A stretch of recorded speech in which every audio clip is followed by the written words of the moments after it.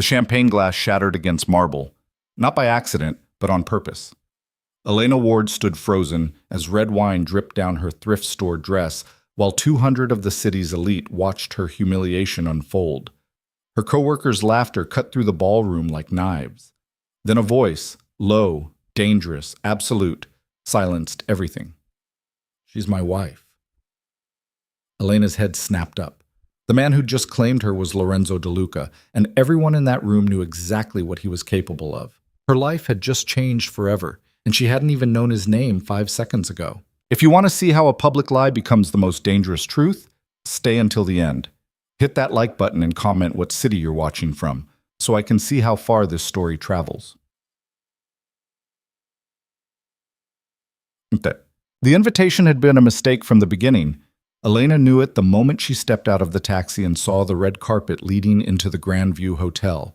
Crystal chandeliers visible through floor-to-ceiling windows, valets in tailored uniforms, women in gowns that cost more than her yearly rent gliding past like they owned the oxygen itself. She smoothed down her navy dress, the nicest thing she owned, bought 3 years ago for her sister's wedding, and felt the fabric protest under her damp palms. Wrong color, wrong cut, wrong everything. "You coming or what, lady?" The taxi driver's voice snapped her back. Elena paid, over-tipped out of nervousness, and stepped onto the curb. Her heels, borrowed from her roommate, pinched at the toes. She'd practiced walking in them for 20 minutes that afternoon and still felt like a baby deer on ice. The charity gala for St. Catherine's Children's Hospital. Her firm had bought a table.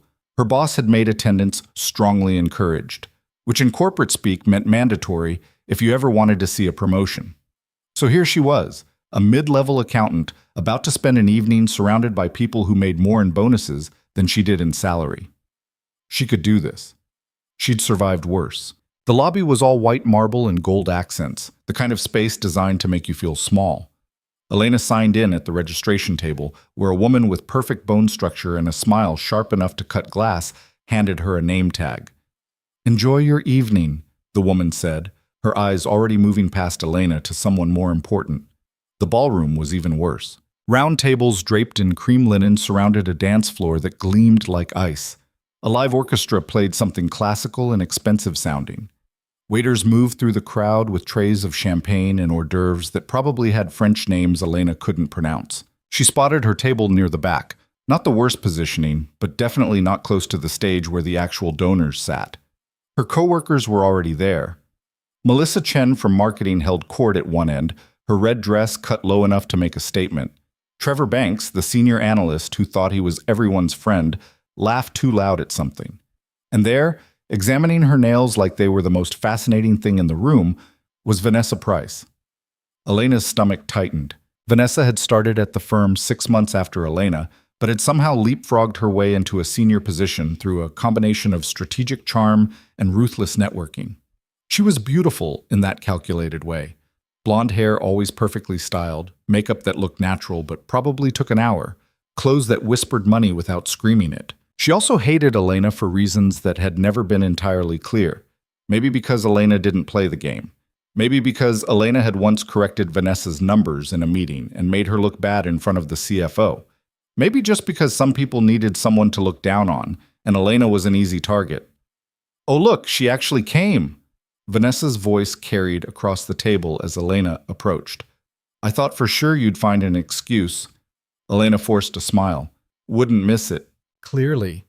Vanessa's eyes traveled over Elena's dress, and her smile sharpened. "That's brave." Melissa giggled into her champagne. Trevor at least had the decency to look uncomfortable. Elena slid into her seat, focusing on the centerpiece, white roses arranged with some kind of sparkly branches, instead of the heat creeping up her neck. She'd known this would happen, had prepared herself for it, but knowing and experiencing were different things.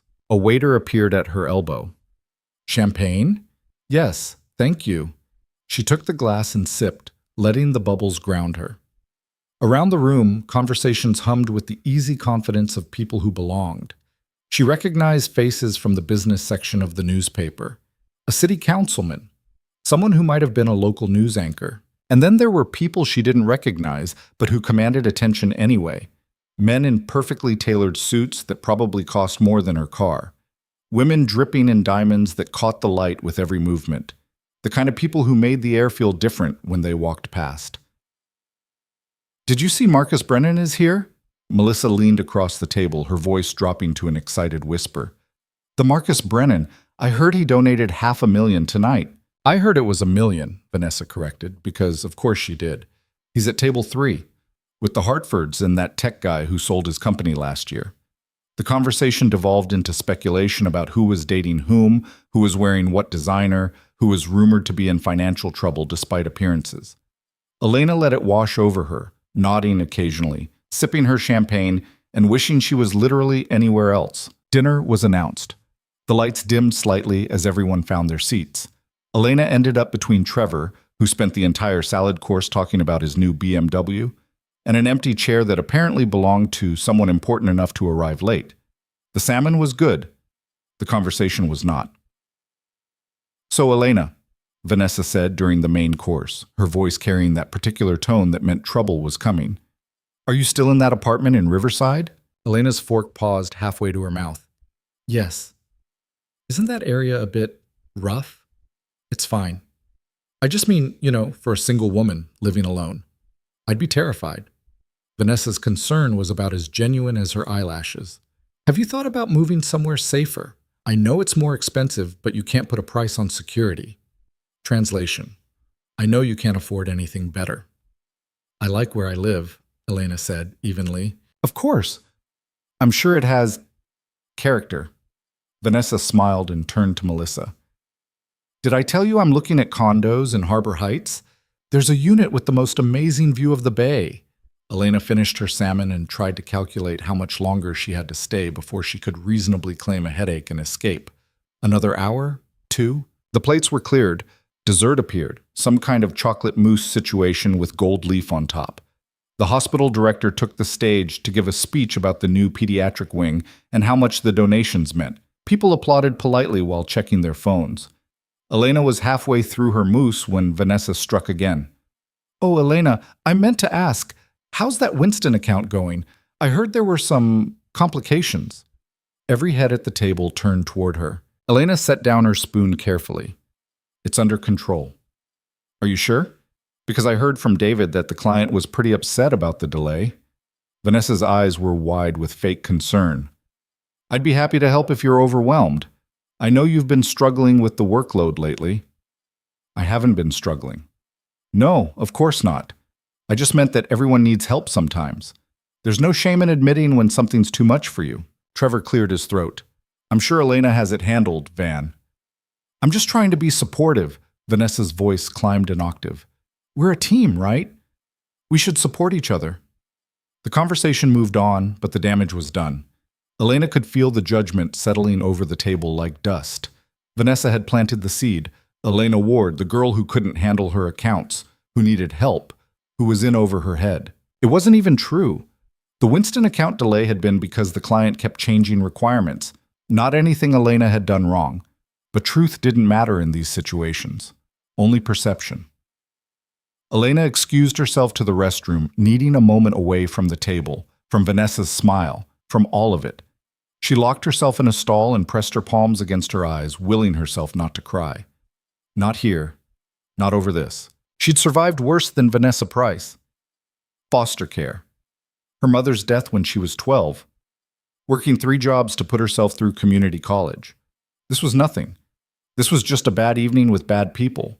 She could handle it. Elena fixed her makeup, squared her shoulders, and walked back out into the ballroom. The dancing had started. Couples swirled across the floor, while others clustered at the bar or in small groups, networking and social climbing, and doing whatever it was rich people did at these things. She was almost back to the table when someone bumped her from behind. Hard. Elena stumbled forward, her borrowed heels betraying her. Her champagne glass flew from her hand, and she watched in horror as it tumbled through the air in slow motion, the remaining liquid arcing out in a perfect amber wave. Straight onto the white dress of the woman standing 3 feet away. The woman gasped. The champagne spread across silk like a stain on snow. "Oh my God, I'm so sorry." Elena started forward, hands already reaching for napkins that weren't there. The woman turned, late 50s, diamonds at her throat, and an expression that could freeze oceans. You spilled champagne on me. It was an accident. I was bumped. Do you have any idea how much this dress costs? People were staring now, conversations dying, heads turning. I'm so sorry. I'll pay for the cleaning. Cleaning? The woman's voice rose. You think this can be cleaned? This is Valentino. Elena's face burned. I didn't mean to. She didn't mean to, someone mocked in a high-pitched voice. Laughter rippled through the nearby crowd. Vanessa appeared at Elena's elbow, her face arranged in concern that didn't reach her eyes. Oh, Elena, what happened? Someone bumped me. You need to be more careful. Vanessa turned to the champagne-soaked woman. I'm so sorry, Mrs. Hartford. Elena's not really used to these kinds of events. She doesn't understand how things work, Mrs. Hartford. Elena's stomach dropped. The Hartford family owned half the real estate downtown, and Elena had just ruined her dress. Clearly, Mrs. Hartford said icily, she plucked at the wet fabric with 2 fingers like it was diseased. Someone should teach her that these events aren't for everyone. More laughter. Elena caught sight of her reflection in one of the ballroom's mirrors, face red, dress cheap, completely out of place. Everything they were saying without words was written there. Maybe she should go, someone suggested from the crowd. Probably for the best, another voice agreed. Elena's throat closed. She needed to leave, now, before this got worse, before she started crying in front of everyone, before… Actually, Vanessa said, her voice cutting through the murmurs. I think we should all hear what happened. Elena, why don't you explain to everyone how you're so clumsy you can't even hold a glass without causing damage? The circle of people tightened, more faces turning, more eyes judging. It was an accident, Elena managed. Was it, though? Vanessa tilted her head. Because honestly, Elena, this is exactly the kind of attention-seeking behavior I've noticed at the office, too. Making excuses, playing the victim. Never taking responsibility. That's not… You spilled champagne on one of the most important women in this city, and you still can't even apologize properly. Vanessa's voice carried across the ballroom. This is exactly why some people just shouldn't be allowed at events like this. They don't understand how to behave. Elena's hands were shaking. The room felt too hot, too small, too full of people watching her fall apart. She opened her mouth to respond, to defend herself, to say something, anything. She's my wife. The voice came from behind her, deep, calm, absolutely certain. The room went silent. Elena turned. The man standing there was tall, dark-haired, and wearing a suit that made everyone else's look like they'd been bought off a rack. But it wasn't the clothes that made people step back. It was something in his presence, the way he stood like he owned not just the room but the building and possibly the entire city block. His eyes were dark, focused entirely on Elena with an intensity that made her breath catch. Excuse me? Vanessa's confidence flickered. I said she's my wife. The man stepped forward, closing the distance between himself and Elena in 2 strides. He moved like violence contained in human form, controlled but unmistakable. And I suggest you think very carefully about your next words. Mrs. Hartford's eyes widened. Lorenzo De Luca. The name rippled through the crowd like an electric shock. People stepped back. Conversation stopped mid-word. Even the orchestra seemed to play quieter. Elena's mind spun. Lorenzo De Luca. She knew that name. Everyone in the city knew that name, real estate mogul, casino owner. The kind of man who appeared in news articles with words like alleged and unconfirmed ties hovering around him like flies around something dangerous. The kind of man who definitely, absolutely, was not her husband. Lorenzo's hand settled on the small of Elena's back, warmed through the thin fabric of her dress. His touch was possessive, protective, and completely insane. I don't understand, Mrs. Hartford said, her anger evaporating into confusion. She's your wife, Lorenzo repeated, his tone suggesting the conversation was over. Is there a problem? No, the champagne was an accident. His gaze swept the crowd, touching on faces that immediately looked away. Accidents happen. I'm sure you understand. It wasn't a question. Mrs. Hartford swallowed. Of course, no harm done. Excellent. Lorenzo's hand pressed slightly against Elena's back, guiding her.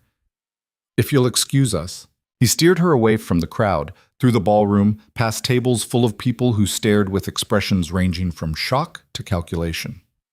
Elena's legs moved on autopilot, her brain trying desperately to catch up with what was happening.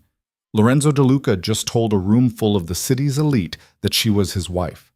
Lorenzo De Luca, who she had never met. Lorenzo De Luca, who everyone knew was connected to things that polite society pretended didn't exist. He guided her through a side door into a quiet corridor lined with expensive art and low lighting. The sounds of the gala faded behind them. Elena's heart hammered against her ribs. When they were alone, Lorenzo released her and turned to face her fully. Up close, he was even more overwhelming. Sharp features, dark eyes that missed nothing, and a scar cutting through his left eyebrow that somehow made him more attractive instead of less. "Thank you," Elena managed, "for that. Back there. You didn't have to." "I know. But why did you—" "Because," Lorenzo said, his voice softer now but no less intense. "I don't like watching people get torn apart for entertainment. And because I meant what I said." Elena blinked. "What?" "You're my wife." He said it like it was simple fact, like he was commenting on the weather. "Or you will be if you're smart." The corridor tilted slightly. "I'm sorry, what?" Lorenzo smiled, and it transformed his face from dangerous to devastating. "Let me be clear. That performance back there? That was them showing you who they think you are. Vanessa Price has been trying to destroy you for months. Tonight was supposed to be the final humiliation. Make you quit. Drive you out." "How do you know about Vanessa?" "I pay attention." His eyes held hers. 3 weeks ago, you stopped outside my restaurant. There was a homeless man sitting on the curb. You gave him your lunch and your coffee, sat with him for 20 minutes while he told you about his daughter." Elena's breath caught. She remembered that day. The man's name was Robert. His daughter lived in Portland. She'd been running late for work, but something in his face had made her stop. "You didn't take a photo," Lorenzo continued. "Didn't post about it online. Just sat with another human being and treated him like he mattered. And then you went to work where people like Vanessa treat you like you don't." "That doesn't explain—" "I've been looking for someone real." Lorenzo stepped closer. "Everyone in my world wears a mask. They smile while planning betrayals. They pretend to care while calculating profit. You sat with a stranger and gave him your food because he was hungry. No cameras, no audience, no agenda. So you decided to claim I'm your wife? I decided to offer you a choice." His gaze intensified.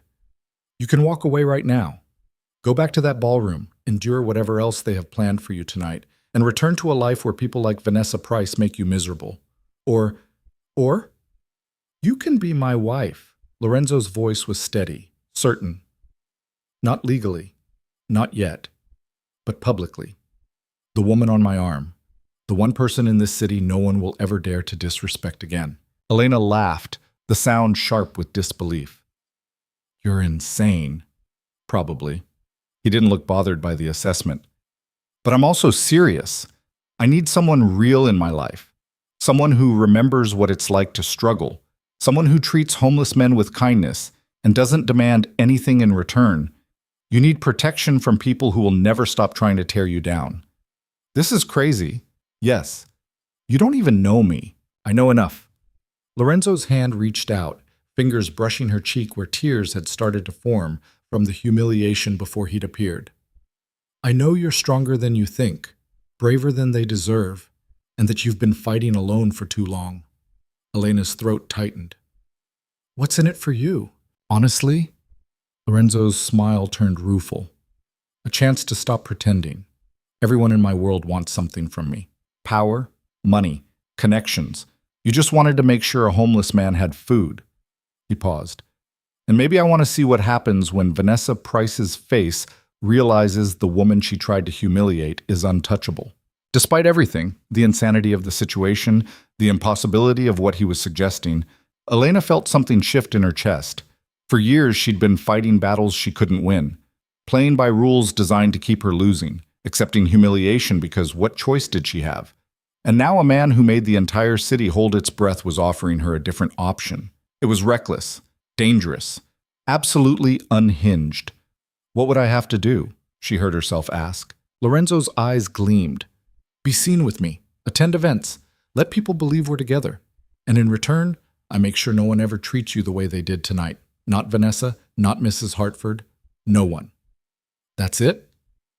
That's it. He extended his hand. We can start tonight. Walk back in there with me. Let them see that the woman they tried to destroy is under my protection, or don't. The choice is yours, Elena Ward. She stared at his hand. This was madness. He was a stranger, a dangerous stranger connected to things she didn't want to think about too carefully. Everything logical said to run, but logic hadn't protected her from Vanessa. Logic hadn't stopped the humiliation. Logic had kept her small and quiet and accepting of treatment she didn't deserve. Maybe it was time to be illogical. Elena placed her hand in his. Lorenzo's fingers closed around hers, warm and solid. His smile was slow, satisfied. Smart choice. I haven't agreed to anything long-term, Elena warned. Just tonight. Tonight is all I need you to commit to right now. He tucked her hand into the crook of his elbow, the gesture old-fashioned and strangely intimate. The rest we'll figure out as we go. They walked back toward the ballroom, and Elena felt the difference immediately. Lorenzo moved through space like he owned it, and by extension, she was under that same umbrella of absolute confidence. People in the corridor saw them coming and stepped aside without being asked. At the ballroom entrance, Lorenzo paused. Last chance to run. Elena thought about Vanessa's smirk, Mrs. Hartford's disgust, the laughter from people who'd probably forget her name by morning, but would remember the humiliation forever. I'm not running. Good. Lorenzo pushed open the doors. The effect was immediate and electric. Every head turned. Conversation stopped mid-sentence. The orchestra stumbled over a note before recovering. Lorenzo guided Elena back toward where the confrontation had happened. Vanessa still stood there, her earlier triumph curdling into uncertainty. Mrs. Hartford hovered nearby, her champagne-stained dress forgotten. Ladies, Lorenzo said pleasantly, I believe there was some confusion earlier. No confusion, Mrs. Hartford said quickly. Just an accident. These things happen. How gracious of you. Lorenzo's smile didn't reach his eyes. I'm sure my wife appreciates your understanding. The word wife landed like a bomb. Elena felt people recalculating everything they'd assumed about her in the past hour. Vanessa's face had gone pale. Lorenzo, I had no idea she was… we worked together and she never mentioned… Why would she? Lorenzo's tone was mild but carried an edge that made Vanessa flinch. My wife doesn't need to justify our relationship to her coworkers. Though I imagine working with you must be challenging, Miss Price. Elena's mentioned how competitive you are. Elena hadn't mentioned Vanessa to anyone, but the lie served its purpose. Vanessa's eyes went wide with the realization that Elena had been talking about her to Lorenzo de Luca. I didn't mean any disrespect, Vanessa backpedaled. We were just concerned because your concern has been noted. Lorenzo's dismissal was absolute. He turned to Elena, his expression softening. Would you like to dance? Elena nodded, not trusting her voice. Lorenzo led her onto the dance floor. His hand settled at her waist, the other taking hers with surprising gentleness for someone who'd just verbally dismantled Vanessa in 3 sentences. You're shaking, he murmured as they began to move. I've never been at the center of a spectacle before. Get used to it. You're with me now. Lorenzo guided her through a turn. Everyone's watching, trying to figure out who you are and how you managed to catch my attention. Did I catch your attention? His dark eyes held hers. 3 weeks ago, outside my restaurant, you stopped to help a stranger. I watched you from the window, watched you treat him like a person when everyone else walked past like he was invisible. Lorenzo's voice dropped lower. In my world, Elena, kindness is rarer than diamonds, and you gave yours away for free. That doesn't seem like enough reason to claim someone as your wife. Maybe not. His hand tightened slightly at her waist. But it was enough to make me notice you, to look into who you were, to learn about the job that undervalues you and the coworkers who undermine you. And when I saw you standing there tonight, letting them tear you down, I realized something. What? That I was tired of watching from the sidelines. Lorenzo spun her, and Elena's borrowed heels surprisingly cooperated. I could have the best of everything, houses, cars, whatever money can buy, but I can't buy genuine, can't purchase real. You're the first person in years who's made me want to stop pretending everything is a transaction. The music swelled around them. Elena was aware of eyes tracking their movement, of whispered conversations happening at the edges of the dance floor. This is insane, she said again. Yes. You could have anyone. I don't want anyone. His gaze was steady. I want someone who remembers that people matter more than appearances. Someone who hasn't been corrupted by this world yet. I'm not some innocent saint, Elena warned. I'm not going to fix you or save you or whatever fantasy you've built. Lorenzo laughed, the sound genuine and surprising. Good. I don't need saving. I need someone real in my life. Someone who'll tell me when I'm being an asshole. Someone who knows what it's like to fight for every inch of ground. His expression sobered. I can give you protection, power, a life where people like Vanessa Price can't touch you. All I ask in return is that you don't become like them. Stay real. The song ended. Applause rippled through the ballroom, though Elena suspected it was more about them than the orchestra. Lorenzo stepped back but kept hold of her hand. So what do you say, Elena Ward? Are you willing to play this game with me, at least for a while? She should say no, should thank him for the rescue and walk away while she still could. This man was dangerous in ways that had nothing to do with his reputation and everything to do with how he made her feel, seen, valued, protected in a way she'd never experienced. But Vanessa was watching from across the room, her expression caught between fury and fear. Mrs. Hartford had disappeared entirely, and everyone who'd laughed at Elena's humiliation now watched with calculation and respect. One condition, Elena said. Name it. You don't lie to me. Whatever this is, whatever game we're playing, I need to know the rules. I need honesty. Lorenzo studied her for a long moment, then nodded slowly. Deal. No lies between us. Starting now.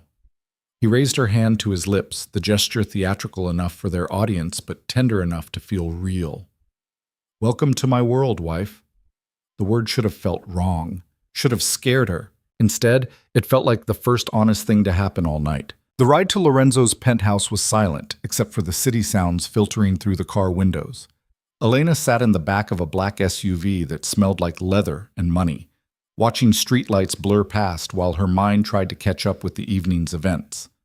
Lorenzo sat beside her, close enough that she could feel the heat from his body, but not touching. His driver, a broad-shouldered man who hadn't spoken a single word, navigated through downtown traffic with practiced efficiency. You're quiet, Lorenzo said finally. I'm processing. Process out loud. I want to know what you're thinking. Elena turned to look at him. In the dim light of the car, his features were all sharp angles and shadow. I'm thinking that 3 hours ago I was just trying to survive a work event, and now I'm apparently married to a man I don't know. Not married yet. Just pretending. Right, because that's so much better. She shook her head. What happens tomorrow? When people start asking questions? When Vanessa tells everyone at the office that I'm some kind of liar? Let her talk. Lorenzo's voice carried absolute certainty. By noon tomorrow, everyone in your office will know exactly who I am and what I'm capable of. Vanessa won't say a word. You can't just threaten people into silence. I won't have to. He smiled slightly. Fear does most of the work for me. I just have to exist. The car pulled up in front of a high-rise that made the Grandview Hotel look modest. The driver opened Lorenzo's door, then circled around to open Elena's.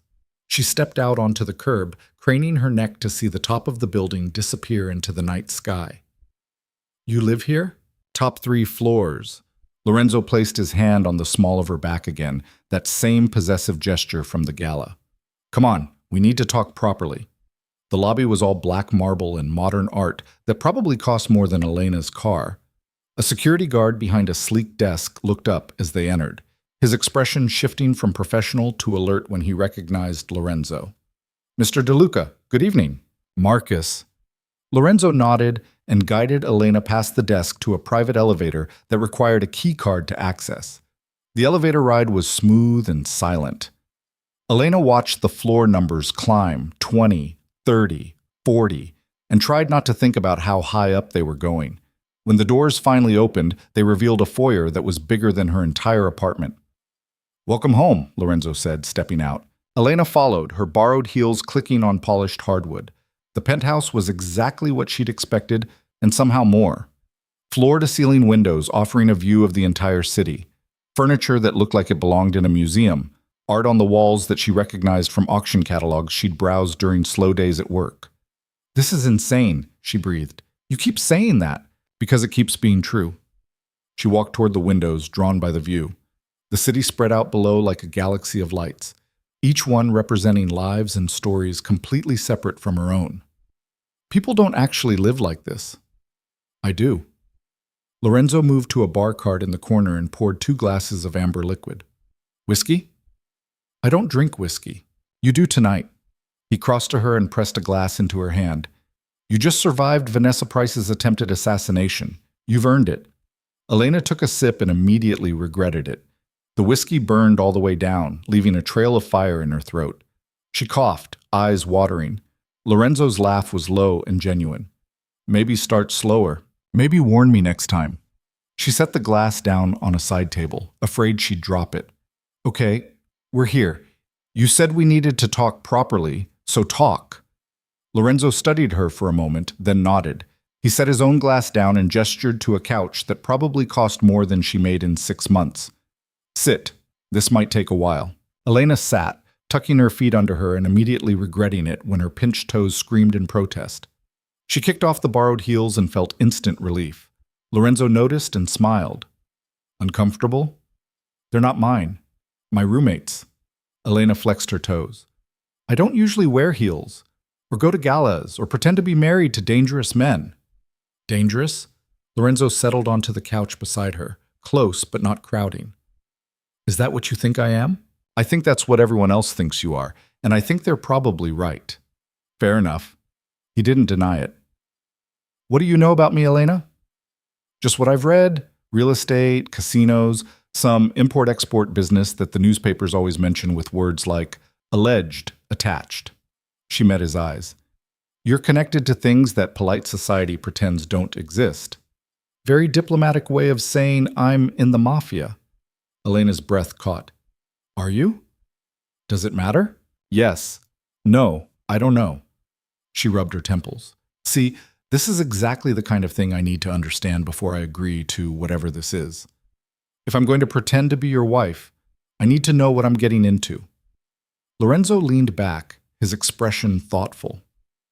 "My father built an empire on fear and violence. When he died, I inherited it. The businesses, the connections, the reputation, some of it legitimate, some of it less so. That's not an answer, because it's not a simple question." He ran a hand through his hair, messing it up in a way that made him look less polished and more human. "I don't kill people if that's what you're asking. I don't run drugs or traffic anything illegal, but I do business with people who aren't always on the right side of the law. I make deals that happen in rooms without windows. I solve problems in ways that don't involve lawyers." "So you're a criminal." "I'm practical." Lorenzo's jaw tightened. "In my world, there are rules that have nothing to do with what's written in law books. Debts get paid, agreements get honored, disrespect gets answered, and if you show weakness, someone will exploit it." "And I'm what? A show of strength?" "You're someone real in a world full of masks." He shifted closer, his intensity focused entirely on her. "Everyone in my life wants something: power, money, a piece of whatever I've built. They smile and scheme and wait for me to make a mistake they can exploit. But you sat with a homeless man and gave him your lunch. No cameras, no angle, just kindness." Elena swallowed. "You keep coming back to that." "Because it matters. It tells me who you are when no one's watching. And that's the person I want in my life, Elena. Not a trophy, not a transaction. Someone who remembers what it's like to struggle. Someone who hasn't been corrupted yet." "Yet?" Elena repeated. "You think I will be?" "I think this world changes people. Money, power, access. It's intoxicating. People start believing they're special, that the rules don't apply to them." His expression darkened. "I've seen it happen to people I cared about. They become the very thing they used to hate." "And you want me to what? Keep you honest?" "I want you to stay yourself, no matter what."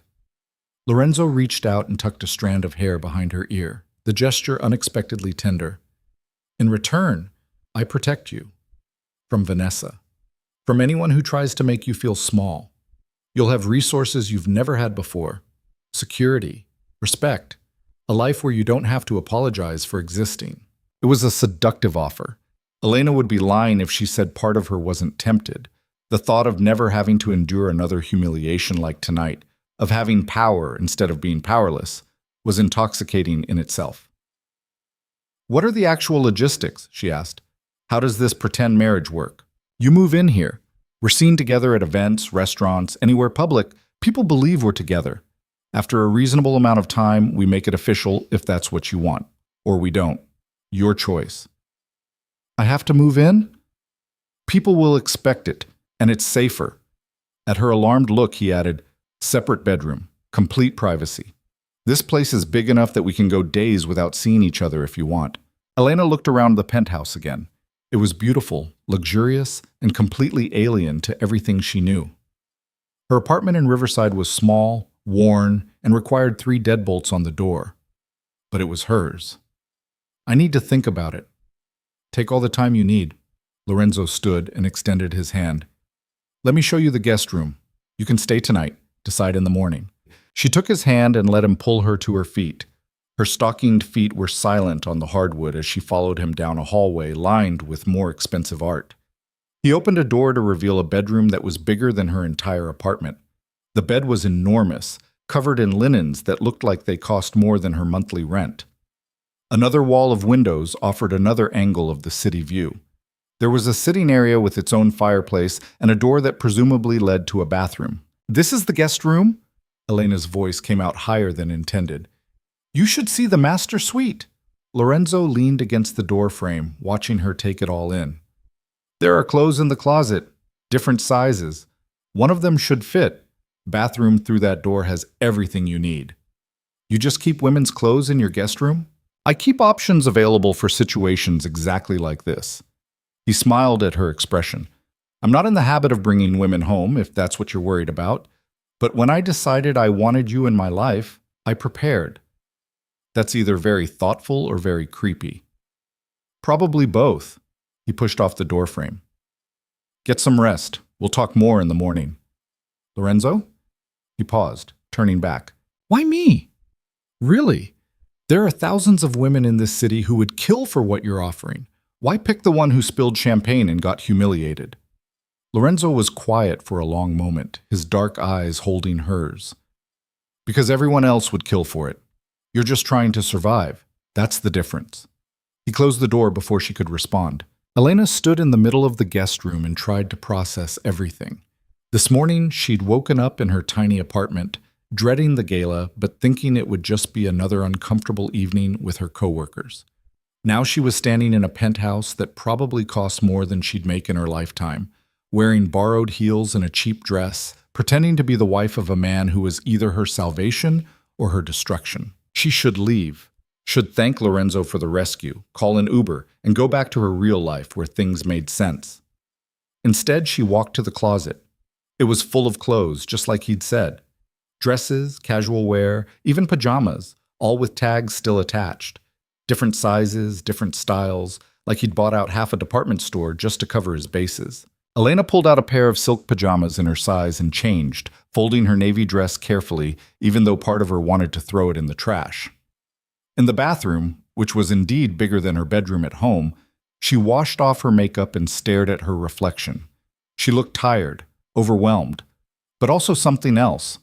There was a spark in her eyes that hadn't been there this morning, something that looked almost like hope. Sleep didn't come easily.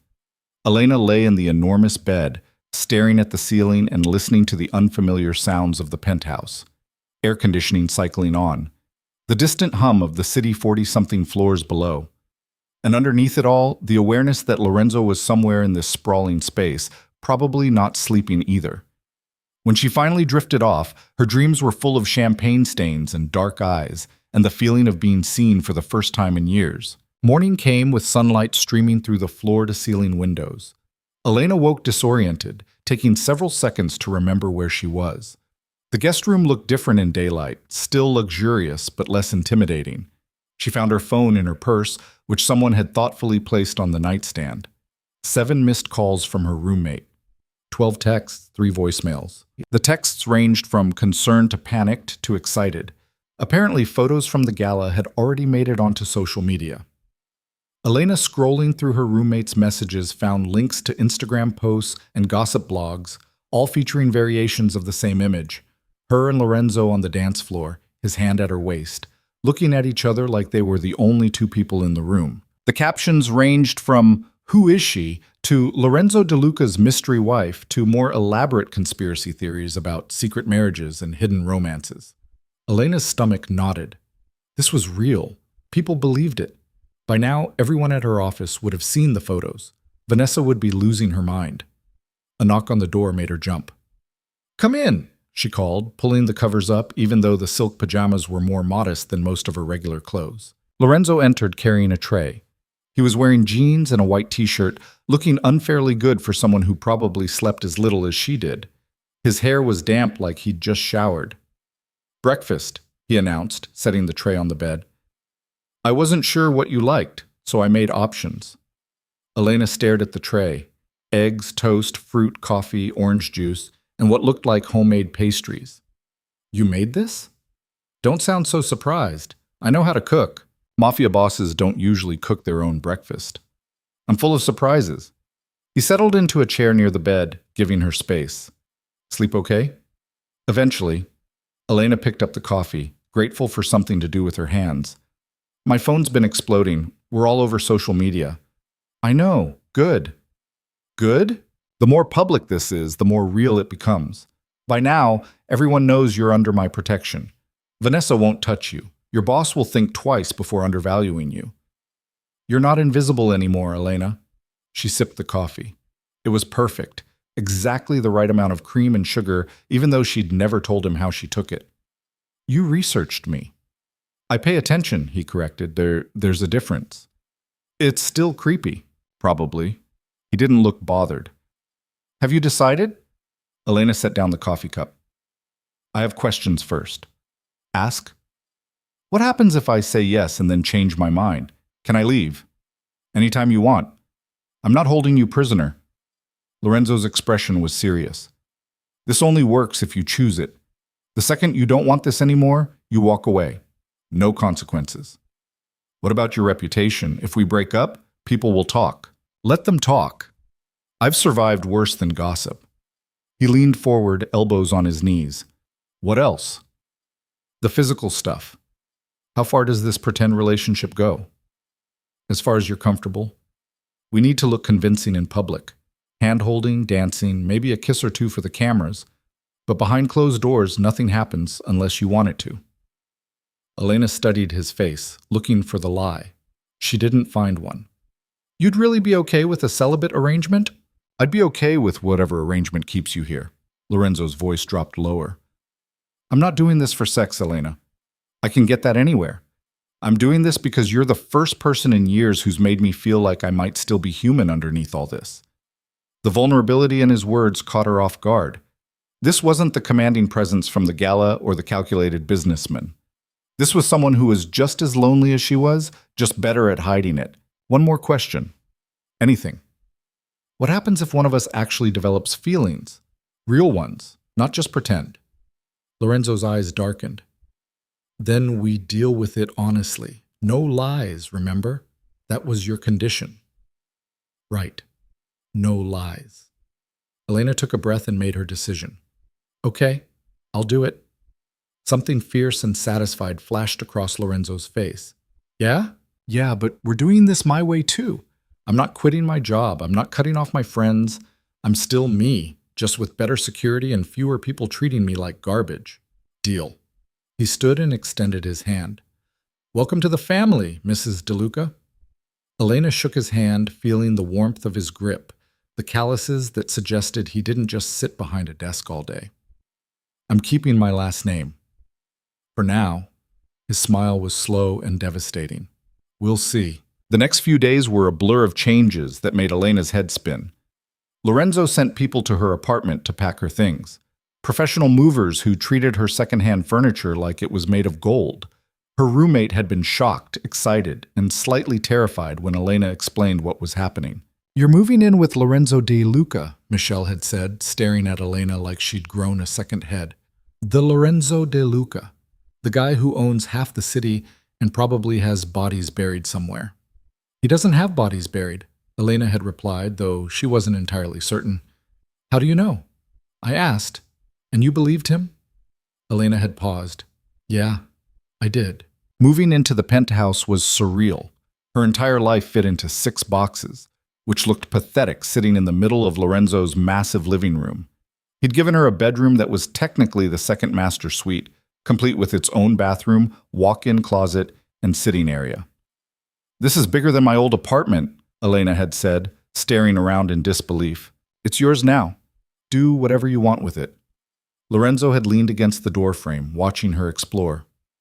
Decorate it. Paint the walls purple. I don't care. Make it feel like home. Home. The word felt foreign in a place this expensive. Work was its own kind of surreal. Elena had returned to the office on Monday expecting whispers and stares, and she'd gotten them. But they were different than before. Instead of dismissive, they were calculating, respectful, almost afraid. Vanessa had been notably silent. She'd walked past Elena's desk without a word, her expression carefully neutral. But Elena had caught her staring more than once, her eyes full of questions and barely suppressed rage. It was Trevor who finally broke the ice. So, he'd said, appearing at Elena's desk with coffee and a nervous smile. You're married to Lorenzo de Luca. Apparently. How long has that been a thing? A while, Elena had lied smoothly, surprising herself with how easy it was. We kept it quiet. Right. Quiet. Trevor had nodded too enthusiastically. That makes sense, privacy and all that. Listen, if you ever want to grab lunch and catch up, I'd love to hear about... if you're comfortable sharing, I'll think about it, Trevor. He'd practically run back to his desk. The shift in power was intoxicating and terrifying in equal measure. People who'd ignored her for years suddenly wanted her attention. Her boss had stopped by her desk personally to ask if she needed any additional resources for her projects. Even Mrs. Hartford from the gala had sent a handwritten apology note about the champagne incident. Elena kept the note in her desk drawer as a reminder that this was real. She really was living this strange new life. Evenings in the penthouse fell into an unexpected rhythm. Lorenzo worked late most nights, disappearing into his home office for hours. When he emerged, usually around 9 or 10, they'd have dinner together. Sometimes he cooked, sometimes they ordered in. They talked about nothing important, books, movies, the news, carefully avoiding anything too personal. It felt like they were circling each other, two wary animals trying to figure out if the other was safe. A week after Elena moved in, Lorenzo came home with a small velvet box. What's this? Elena asked, looking up from her laptop where she'd been reviewing spreadsheets. Open it. She did. Inside was a ring. Not an engagement ring. The stone was deep blue instead of diamond, set in white gold with smaller stones circling it. It was beautiful and obviously expensive and made her hands shake slightly as she lifted it from the box. We need to look the part, Lorenzo said quietly. People are asking questions about why you're not wearing a ring. This is... Elena couldn't find words. Sapphire. Your birthstone. September, right? She nodded, not trusting her voice. He'd remembered her birthday from whatever research he'd done. Had chosen a ring that was personal, not just expensive. Let me. Lorenzo took the ring and slid it onto her left hand. It fit perfectly. Of course it did. Elena stared at the ring catching the light, feeling the weight of it. This feels real. It can be, if you want it to be. Lorenzo's thumb brushed over her knuckles. Or it stays pretend. Your choice. She looked up at him, at the intensity in his dark eyes, and felt something shift in her chest. Something dangerous and warm and absolutely terrifying. I don't know what I want, she admitted. That's okay. We have time. He released her hand but didn't step away. There's an event this weekend. Art gallery opening. A lot of important people will be there. I need you with me. Another gala? Smaller, more intimate, but yes. His expression turned wry. Think you can handle more champagne and judgment? Elena looked at her ring, thought about Vanessa's face when she'd seen the social media posts, remembered what it felt like to be protected instead of torn apart. I can handle it. Good. Because this time, you're not the girl who doesn't belong. Lorenzo's smile was sharp and satisfied. You're my wife, and everyone there will know exactly what that means. The first threat came on a Tuesday. Elena was at her desk, 3 weeks into what the city now called the most unexpected marriage of the decade, when her phone buzzed with a message from an unknown number. She'd gotten used to those. Reporters, curious socialites, even a few marriage proposals from men who apparently thought Lorenzo's wife might be looking for options. She usually deleted them without reading. This one was different. Pretty girls make such easy targets. Elena's coffee went cold in her hand. She stared at the screen, reading the words again. Then a second message appeared. Does he know you take the same route home every night? Walk alone from the parking garage? So trusting. Her heart kicked hard against her ribs. She looked around the office, Vanessa at her desk pretending to work while watching Elena from the corner of her eye, Trevor on a phone call, Melissa typing frantically at her keyboard. Normal Tuesday morning. Except nothing had been normal since the gala. Elena's fingers shook as she forwarded the messages to Lorenzo. She'd gotten his private number that first night, along with instructions that she could call him any time for any reason, no questions asked. She hadn't used it yet, hadn't wanted to seem needy or scared or like she was taking advantage of their arrangement, but those messages weren't casual curiosity. They were surveillance, threat. Her phone rang 30 seconds later. Where are you? Lorenzo's voice was clipped, controlled in a way that made Elena's stomach drop. At work. My office. Stay there. Don't go anywhere alone, not even the bathroom. I'm sending someone. Lorenzo, it's probably nothing. It's not nothing. Background noise suggested he was moving, car doors slamming. Someone's watching you, Elena. They know your routine. That means they've been following you for days at least.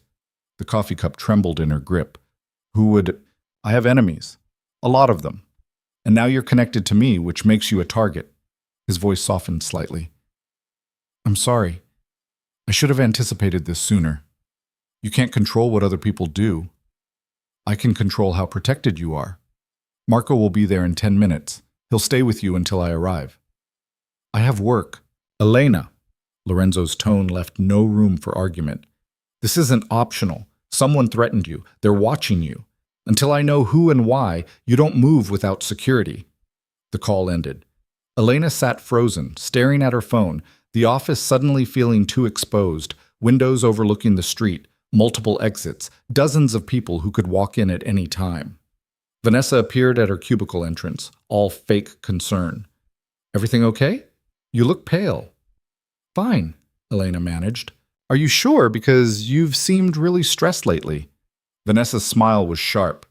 Must be hard keeping up with Lorenzo's lifestyle. All those events, all those expectations. Not really your world, is it?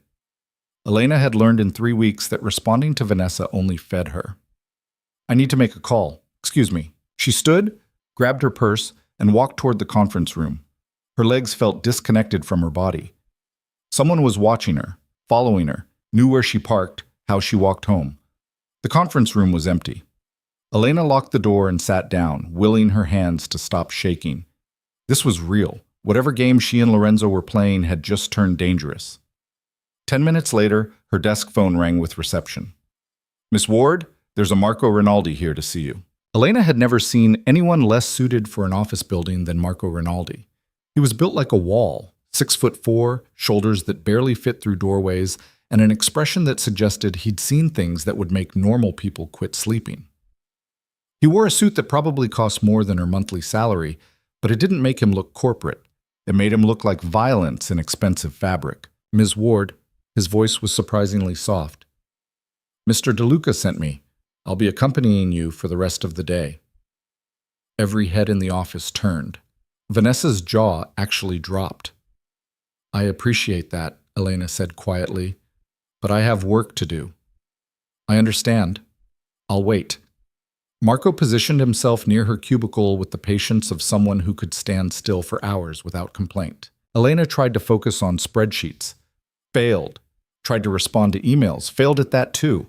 Her mind kept circling back to those messages, to the fact that someone had been watching her, learning her patterns, waiting for the right moment to strike. The morning crawled past. Marco stood silent as a statue, occasionally checking his phone but mostly just existing as an immovable presence. Other employees found reasons to walk past Elena's desk, curiosity winning over professionalism. At 11:30, Lorenzo arrived. He moved through the office like a storm system, Marco falling into step behind him. Elena's boss actually came out of his office, hand extended for a handshake that Lorenzo accepted with barely concealed impatience. "Mr. DeLuca, what a pleasure. I'm here for my wife." Lorenzo's eyes found Elena across the room. "We have a lunch appointment." It wasn't a question. Elena grabbed her purse and stood, relief and anxiety warring in her chest. Lorenzo's hand settled at her lower back as they walked out. That now familiar touch, both possessive and protective. They didn't speak until they were in his car, a black Mercedes that screamed money and power, with Marco in the front seat and privacy glass raised. "I found out who sent the messages," Lorenzo said without preamble. Elena's stomach clenched. "Who?" "Victor Castellano." Lorenzo's jaw was tight. "He runs the drug trade in the East District. We've had disagreements about territory." "Drug trade," Elena repeated faintly. "I don't deal in drugs. Never have. But I own clubs and restaurants, and Castellano wanted to use them for distribution. I refused. He's been looking for leverage ever since." Lorenzo's hand found hers. "And now I've given it to him. You." The city slid past outside the window. Elena felt like she was falling even though she was sitting perfectly still. "What does he want?" "To scare me. Make me understand that nothing I care about is safe." Lorenzo's grip tightened. "He won't touch you. I won't let that happen. But we need to change things." "What kind of things?" "You can't live alone anymore. Can't walk around unprotected. Can't be predictable." He turned to face her fully. "I know we agreed this was temporary, just for appearances, but circumstances have changed." Elena's throat was dry. "What are you saying?" "Move in with me." Lorenzo said it like it was simple, logical, the only reasonable option. "My penthouse has security that would make a bank jealous. Armed guards, cameras. Nothing gets in or out without me knowing about it. You'll be safe there." "That's crazy." "Crazier than a drug dealer threatening you because you helped me save face at a gala?" Lorenzo's smile was bitter. "This is my fault, Elena. I pulled you into my world without thinking through the consequences. Let me fix it." "By having me move into your apartment like we're actually married?" "Yes." No hesitation. "It's the only way I can guarantee your safety. And before you argue, consider the alternative. You go back to your apartment. Castellano's men are watching. Maybe they just watch. Maybe they decide watching isn't enough. Maybe you're walking home one night and a car pulls up and—" "Stop!" Elena's voice cracked. Lorenzo gentled immediately. "I'm sorry. I'm trying to scare you because you should be scared. This man is dangerous. He doesn't care about rules or innocence or anything except making me bleed. And the fastest way to make me bleed is through you." The car pulled up to a restaurant Elena recognized from magazine spreads. The kind of place that required reservations months in advance and where appetizers cost more than her grocery budget. Lorenzo helped her out, his hand never leaving the small of her back. Inside, they were led to a private dining room. Just them, no other diners, with Marco stationed outside the door. Elena sat down across from Lorenzo, her mind spinning. "This is insane." "I know. 3 weeks ago, I was nobody. Now drug dealers are threatening me because I'm pretending to be your wife." "You're not pretending anymore." Lorenzo leaned forward. "That's what I'm trying to tell you. This stopped being pretend the moment Castellano learned your name. To him, to everyone in my world, you are my wife. Which means you're either protected like my wife or you're vulnerable like a stranger I'm using for cover. And moving in makes me protected? Moving in makes you untouchable." Lorenzo's eyes were dark, intense. "No one will risk coming after you if they know you're under my roof, in my territory, with my security surrounding you 24/7. It's the difference between a target and a fortress." A waiter appeared with water and menus. Elena stared at hers without seeing the words. Everything was in French. She had no idea what any of it meant. "The sea bass is excellent," Lorenzo offered quietly. "So is the chicken." "I don't care about food right now." "I know, but you need to eat, and we need to talk about logistics." Elena set down her menu. "What if I say no? What if I don't move in?" Lorenzo's expression went carefully blank. Then I assign you round-the-clock security at your apartment. You don't go anywhere without guards. Your life becomes a cage, but at least it's a cage you chose. That's not really a choice. No, he agreed. It's not. I wish I could offer you something better, but this is the reality of being connected to me. Safety or freedom. You can't have both. The waiter returned. Lorenzo ordered for both of them, sea bass for her, steak for himself, without asking. Normally, Elena would have bristled at the presumption. Right now, she didn't have the energy. When they were alone again, Lorenzo pulled out his phone and showed her photos. A penthouse with floor-to-ceiling windows overlooking the river. Modern kitchen with marble countertops. Guest bedroom that looked bigger than Elena's entire apartment. This would be yours, he said, pointing to the guest room. Your own space, separate from mine. You'd have privacy, your own bathroom, a lock on the door if you want it. You've really thought this through. I spent the morning making arrangements. Lorenzo pocketed his phone. I also called your landlord. He's willing to let you out of your lease early given the circumstances. Your things can be moved this afternoon if you agree. Elena laughed, the sound sharp with disbelief. This afternoon? You're not wasting any time. I can't afford to. Every hour you're vulnerable is an hour Castellano might act. Lorenzo reached across the table, his hand covering hers. I know this is fast. I know you didn't sign up for any of this, but I'm trying to protect you, Elena. That's all I care about right now. Why? The question burst out before she could stop it. You barely know me. We've seen each other maybe 5 times since the gala. Why do you care this much? Lorenzo was quiet for a moment, his thumb tracing patterns on her knuckles. Do you remember what you said that night, when I asked you to be my wife? I said a lot of things. You said no lies, that you needed honesty or the deal was off. His eyes met hers. So here's the truth. I've spent 10 years building an empire, making money, gaining power, crushing anyone who got in my way. And somewhere in there I forgot what it felt like to care about something that wasn't a transaction. I don't understand. You sat with a homeless man and gave him your lunch. Lorenzo's voice was rough. No cameras, no witnesses, no benefit to you at all. You just saw someone hurting and decided to help. That's not how my world works. People don't help unless they're getting something, don't care unless there's profit. And then I saw you do this thing that was so simple and so rare, and I realized I'd forgotten people like you existed. Elena's throat tightened. I'm not special. You just treated someone like they mattered when everyone else walked past. You stood there tonight at the gala and took abuse from people who should have been beneath you. And when I offered you a way out, you asked for honesty instead of money. Lorenzo's grip tightened. So yes, I barely know you. But what I do know tells me you're worth protecting, worth keeping safe, even if it means turning your life upside down. The food arrived. Elena stared at her sea bass without appetite. What about your life? She asked quietly. Having me move in isn't exactly convenient for you either. Lorenzo smiled slightly. I live alone in a penthouse with 10 rooms. I have a housekeeper who comes twice a week and a cook I barely see. You being there wouldn't inconvenience me, Elena. It would make the place feel less like a museum and more like a home. We'd be living together, actually living together, not just pretending. Yes. And when this is over? When Castellano isn't a threat anymore, or when you get tired of the arrangement, what happens then? Lorenzo cut into his steak with more force than necessary. Then you have options. You can stay if you want, leave if you don't. I won't hold you hostage. This isn't about trapping you. Just protecting me. Just protecting you, he echoed. Elena pushed sea bass around her plate.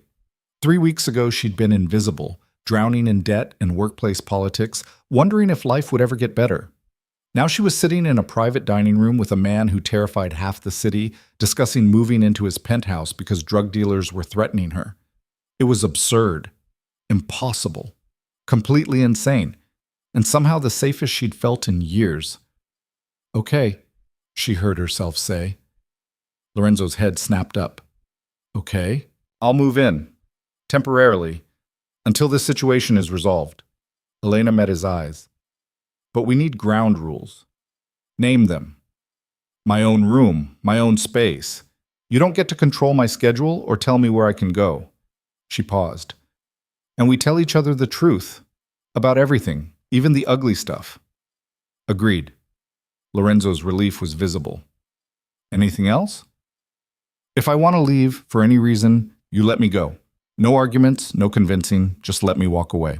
Something flickered across Lorenzo's expression, too fast to identify. If that's what you want, that's what I need. Elena finally took a bite of sea bass. It was excellent, and she barely tasted it. When do we do this? Marco is already coordinating with a moving company. They'll pack your apartment this afternoon. You can be moved in by tonight. Lorenzo's business mode kicked back in. I'll have my assistant arrange for your mail forwarding, utilities cancellation, all the logistics. You just need to tell me what you want to keep and what you want to put in storage. That fast. That fast. Lorenzo's expression softened. I know it's overwhelming, but the sooner you're secure, the sooner I can breathe. They finished lunch in relative silence, the weight of the decision settling over both of them. When they were done, Lorenzo paid. Elena didn't even see the bill, and they headed back to the car.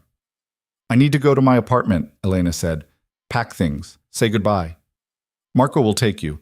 I have a meeting I can't cancel, but he'll stay with you the entire time. Lorenzo hesitated at the car door. Elena, I promise you're doing the right thing. I won't let anything happen to you. You can't promise that. Watch me. The intensity in his voice made Elena shiver. This man had built an empire on promises kept and threats fulfilled. If he said she'd be safe, he meant it with everything he had. Marco drove her to her apartment building, a 3-story walk-up in a neighborhood that had seen better decades. Elena had lived here for 2 years, and it had been fine, safe enough, cheap enough. Nothing special but hers. Now she saw it through different eyes. No security. Easy access. Ground floor windows that wouldn't keep out anyone determined to get in. How had she ever felt safe here? Her apartment was small. Studio with a kitchen alcove and bathroom barely big enough to turn around in. But she'd made it work. Plants on the windowsill, photographs on the walls, books stacked on every available surface. How long do I have? She asked Marco. Moving crew will be here in an hour. Pack what you want to keep close. They'll box everything else. Elena grabbed a suitcase and started making decisions. Clothes, obviously. Toiletries, her laptop, photo albums. One of the few things from her childhood she'd managed to keep through multiple moves. Her mother's necklace, costume jewelry, worth nothing but priceless to Elena. She was folding her favorite sweater when her phone rang. Unknown number again. Don't answer it, Marco said immediately. But Elena had already hit accept. Hello? Heavy breathing. Then a voice, male, rough with an accent she couldn't place. You think you're safe with him? Elena's hand froze. Who is this? He can't protect you all the time. Can't watch you every second. Eventually you'll be alone. And when you are, the breathing grew heavier. I'm going to enjoy watching you realize how wrong you were. The line went dead. Elena stood paralyzed, phone still pressed to her ear, the voice echoing in her head. Marco was already on his own phone, talking rapid fire in Italian to someone Elena assumed was Lorenzo. Minutes later, her phone rang again. Lorenzo this time.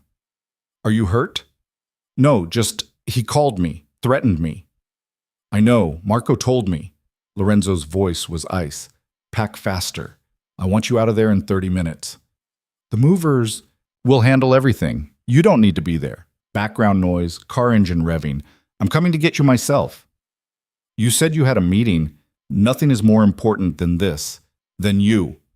Lorenzo's control was fracturing, real fear bleeding through. Just stay with Marco and pack what matters. I'll be there in 20 minutes. The movers arrived 15 minutes later. 4 men who worked with military efficiency, not asking questions, just boxing everything in sight.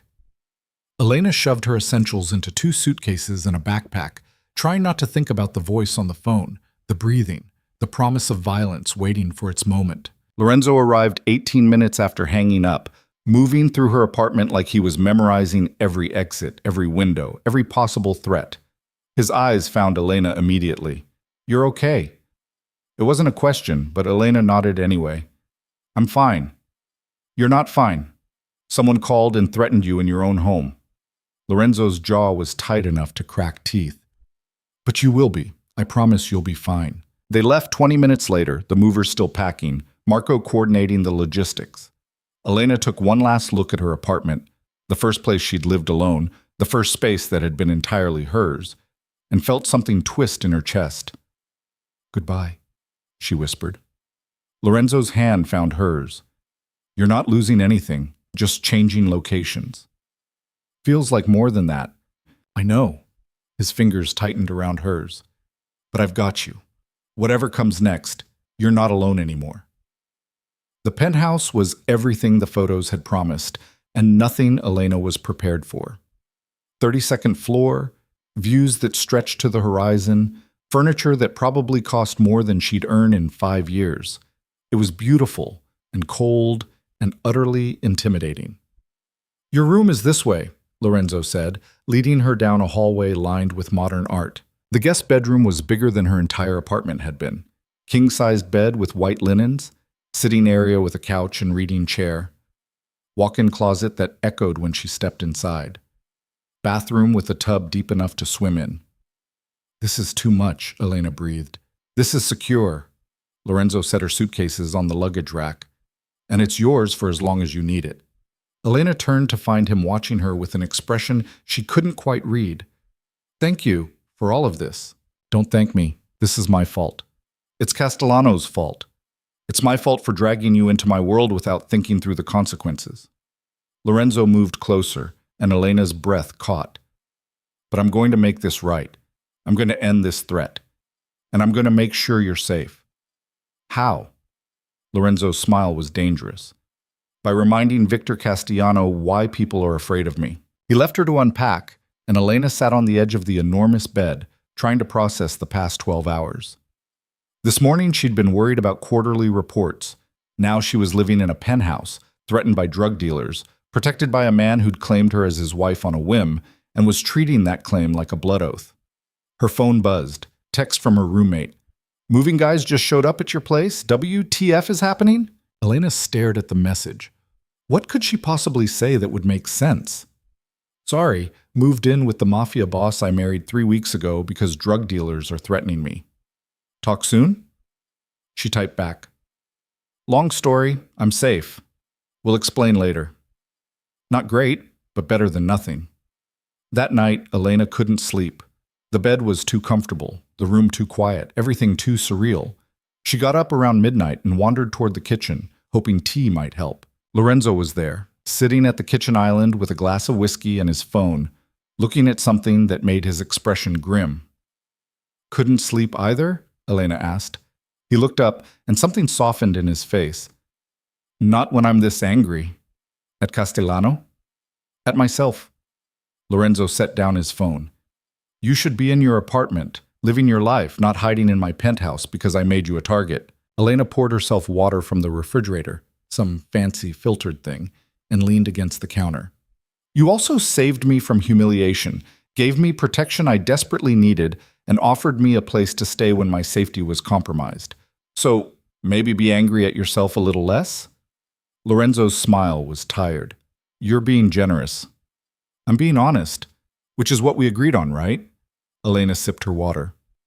"What are you going to do about Castellano?" "End him," said simply, like discussing the weather. "He threatened what's mine.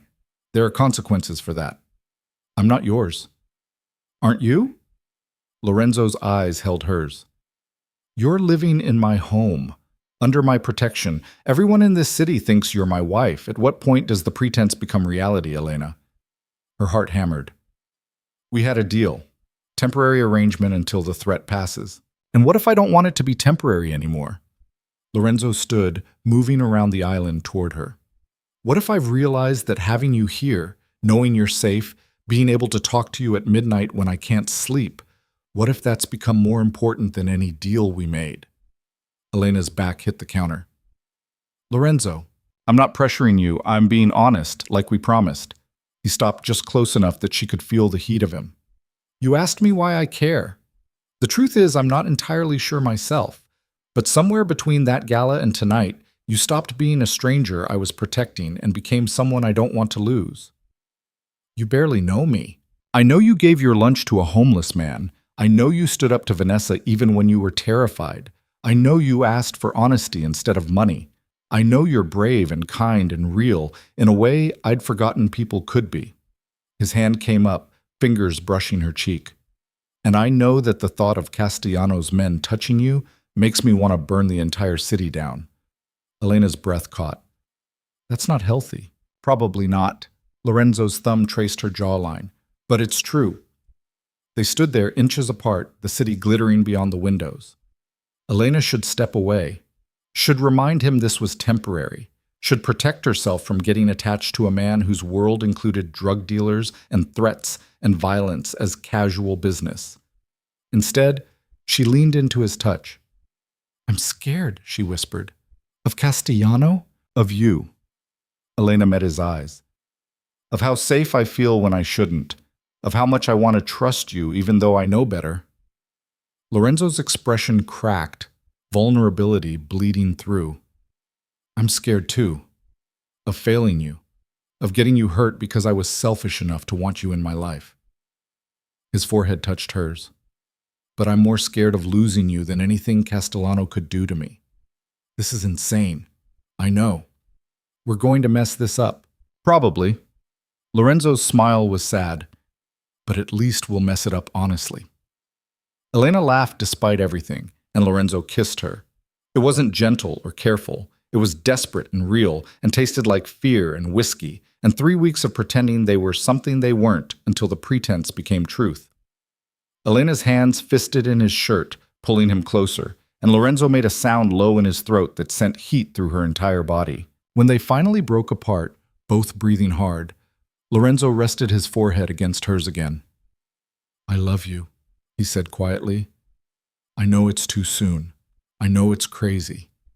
But if Castellano taught me anything tonight, it's that I don't want to waste time pretending I don't care when I do. Elena's throat closed.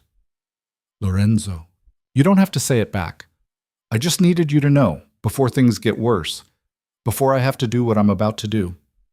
His hands framed her face. I love you, Elena Ward, and I'm going to keep you safe even if it costs me everything. Tears burned behind Elena's eyes. What are you about to do? What I should have done 3 weeks ago. Lorenzo kissed her forehead, gentle this time. I'm going to end this war before it takes you from me. He stepped back and the moment shattered. The vulnerability disappeared behind the cold mask of the man who ran half this city's underground. The man who people feared for good reason. Get some sleep, Lorenzo said. Tomorrow, things are going to change. He walked away, leaving Elena alone in the kitchen with her racing heart and the taste of him still on her lips. She didn't sleep that night, and when morning came, she understood why Lorenzo had looked so grim, because tomorrow had arrived, and with it, war. Elena woke to silence. Not the comfortable kind, the wrong kind, the kind that made her sit up too fast, heart already racing before her brain caught up. The penthouse felt empty in a way it hadn't the night before, when Lorenzo's presence had filled every corner even when he wasn't in the room. She grabbed her phone. 6:42 in the morning, 3 missed calls from a number she didn't recognize, no messages from Lorenzo. The kitchen was empty when she got there. No coffee brewing, no signs of breakfast, no Lorenzo sitting at the island with his whiskey and his grim expression. Just sunlight streaming through floor-to-ceiling windows and a note on the counter in handwriting she was starting to recognize. Had to handle something. Marco is downstairs if you need anything. Stay inside, please. L. Elena stared at the word please like it was written in a foreign language. Lorenzo didn't strike her as someone who said please very often, which meant whatever he was handling was bad enough to scare him into politeness. She made coffee because her hands needed something to do. Burned her tongue on the first sip because she wasn't paying attention. Tried to eat toast and gave up after 2 bites. Her phone rang. The unknown number again. This time she didn't hesitate. What do you want? Good morning to you too. The voice was different from yesterday's caller. Smoother, educated, almost friendly, which somehow made it worse. I take it you moved in with your husband. Smart girl. Elena's grip tightened on the phone. Who is this? Someone who wants to make sure you understand the situation you're in. A pause. Lorenzo De Luca is a violent man, Miss Ward. I'm sure he's been very charming with you, very protective. But do you know what he did to the last person who crossed him? I don't care. You should, because that person ended up in the river with concrete shoes. Very old-fashioned, I know, but Lorenzo appreciates tradition. The voice remained pleasant, conversational. And now here you are, living with a man who solves his problems with murder, thinking you're safe because he calls you his wife. Elena's stomach turned. If you're trying to scare me, I'm trying to save you. Lorenzo is using you as a shield. As long as you're with him, I can't touch him without risking collateral damage. But the moment you're not useful anymore, the friendliness dropped away. You'll be another problem he solves permanently. You're lying. Am I? Ask him about Tommy Ricci. Ask him what happens to people who know too much about his business. The caller paused. Better yet, ask yourself why a man like Lorenzo De Luca would suddenly claim a nobody accountant as his wife. Love at first sight? Or strategy? The line went dead. Elena stood frozen in the kitchen, phone still pressed to her ear, the voice echoing in her head.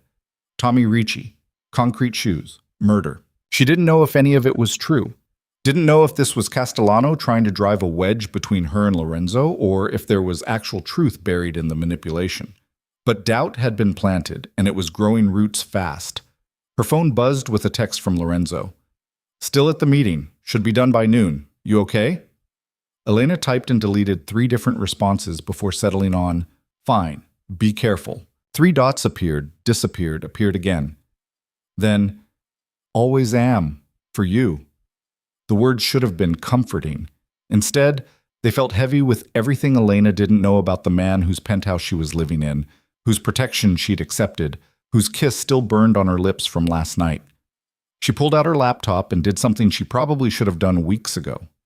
She searched Lorenzo De Luca. The results were a mix of legitimate business articles and whispered rumors. Owner of 3 high-end restaurants, 2 nightclubs, and a casino. Real estate developer with projects throughout the city. Estimated net worth in the hundreds of millions. Photographed at charity events. Always in expensive suits. Always alone except for the security that shadowed him everywhere. And underneath the polish, the other stories. The ones that used words like alleged and suspected ties and unconfirmed reports. Connections to families that had been running things in this city since Prohibition. Witnesses who disappeared before trials. Investigations that went nowhere because people suddenly developed amnesia or left town or ended up dead. Nothing concrete, nothing proven, but enough smoke that Elena had to admit there was probably fire. She searched Tommy Ricci next. The name brought up a news article from 4 years ago. Local man missing after dispute with business partners. Tommy Ricci, age 34, last seen leaving a downtown restaurant. Family pleading for information. Police investigating but no leads. The article was 4 years old. No follow-up stories. No resolution. Just a man who'd vanished. Elena clicked deeper, finding a forum post from someone claiming to know the real story. Tommy tried to skim from De Luca's casino. Big mistake. Everyone knows what happens when you steal from Lorenzo. You disappear. Her coffee had gone cold. Elena dumped it in the sink and made fresh, trying to organize her thoughts into something that made sense. Lorenzo had been nothing but honest with her, had told her he had enemies, had warned her his world was dangerous, had never pretended to be anything other than what he was, powerful, ruthless, and willing to do whatever it took to protect what was his. But there was a difference between knowing someone was dangerous in the abstract and confronting the possibility that the man who'd kissed her last night, who'd said he loved her, might have actually killed people. The penthouse door opened. Elena's heart jumped into her throat before Marco's voice called out, "Miss Ward, just checking in." She found him in the entryway looking exactly as unshakable as always. "I'm fine. Mr. De Luca wanted me to make sure you had everything you needed." Marco's eyes were sharp despite his casual tone. "You look upset." "Someone called me. Again, different voice this time." Marco's expression went cold. "What did they say?" Elena hesitated, then figured honesty was worth trying. "They told me Lorenzo murdered someone named Tommy Ricci. Said I should ask about concrete shoes and what happens to people who know too much." To his credit, Marco didn't try to lie. Tommy Ricci was a thief and a rat. He stole from the casino and then tried to sell information to the feds.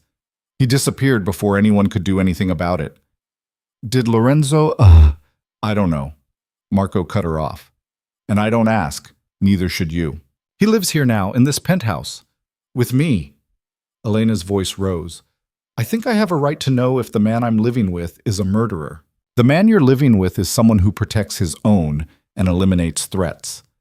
Whether that makes him a murderer depends on your definitions. Marco's tone softened slightly.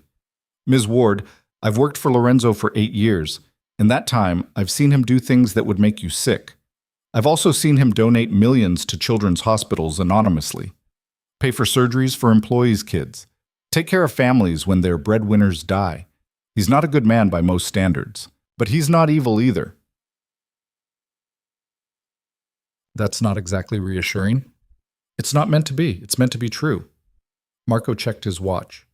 Lorenzo will be back soon. You should ask him these questions yourself. He'll give you straight answers, even if they're ugly. After Marco left, Elena paced the penthouse like a caged animal. The view that had seemed beautiful yesterday now felt like a prison. 32 floors up. No way out except through Lorenzo's security. Dependent on his protection, his resources, his willingness to keep her safe. She'd traded one cage for another, she realized. Before it had been poverty and Vanessa's cruelty and the slow grind of never being enough. Now it was luxury and danger and questions about concrete shoes. Her phone rang, Lorenzo this time. I'm on my way back, he said without preamble. We need to talk. Yes, we do. A pause. You sound angry. I'm confused and scared, and I got another phone call telling me you're a murderer who's going to kill me when I stop being useful. Lorenzo swore in Italian. I'm 10 minutes away.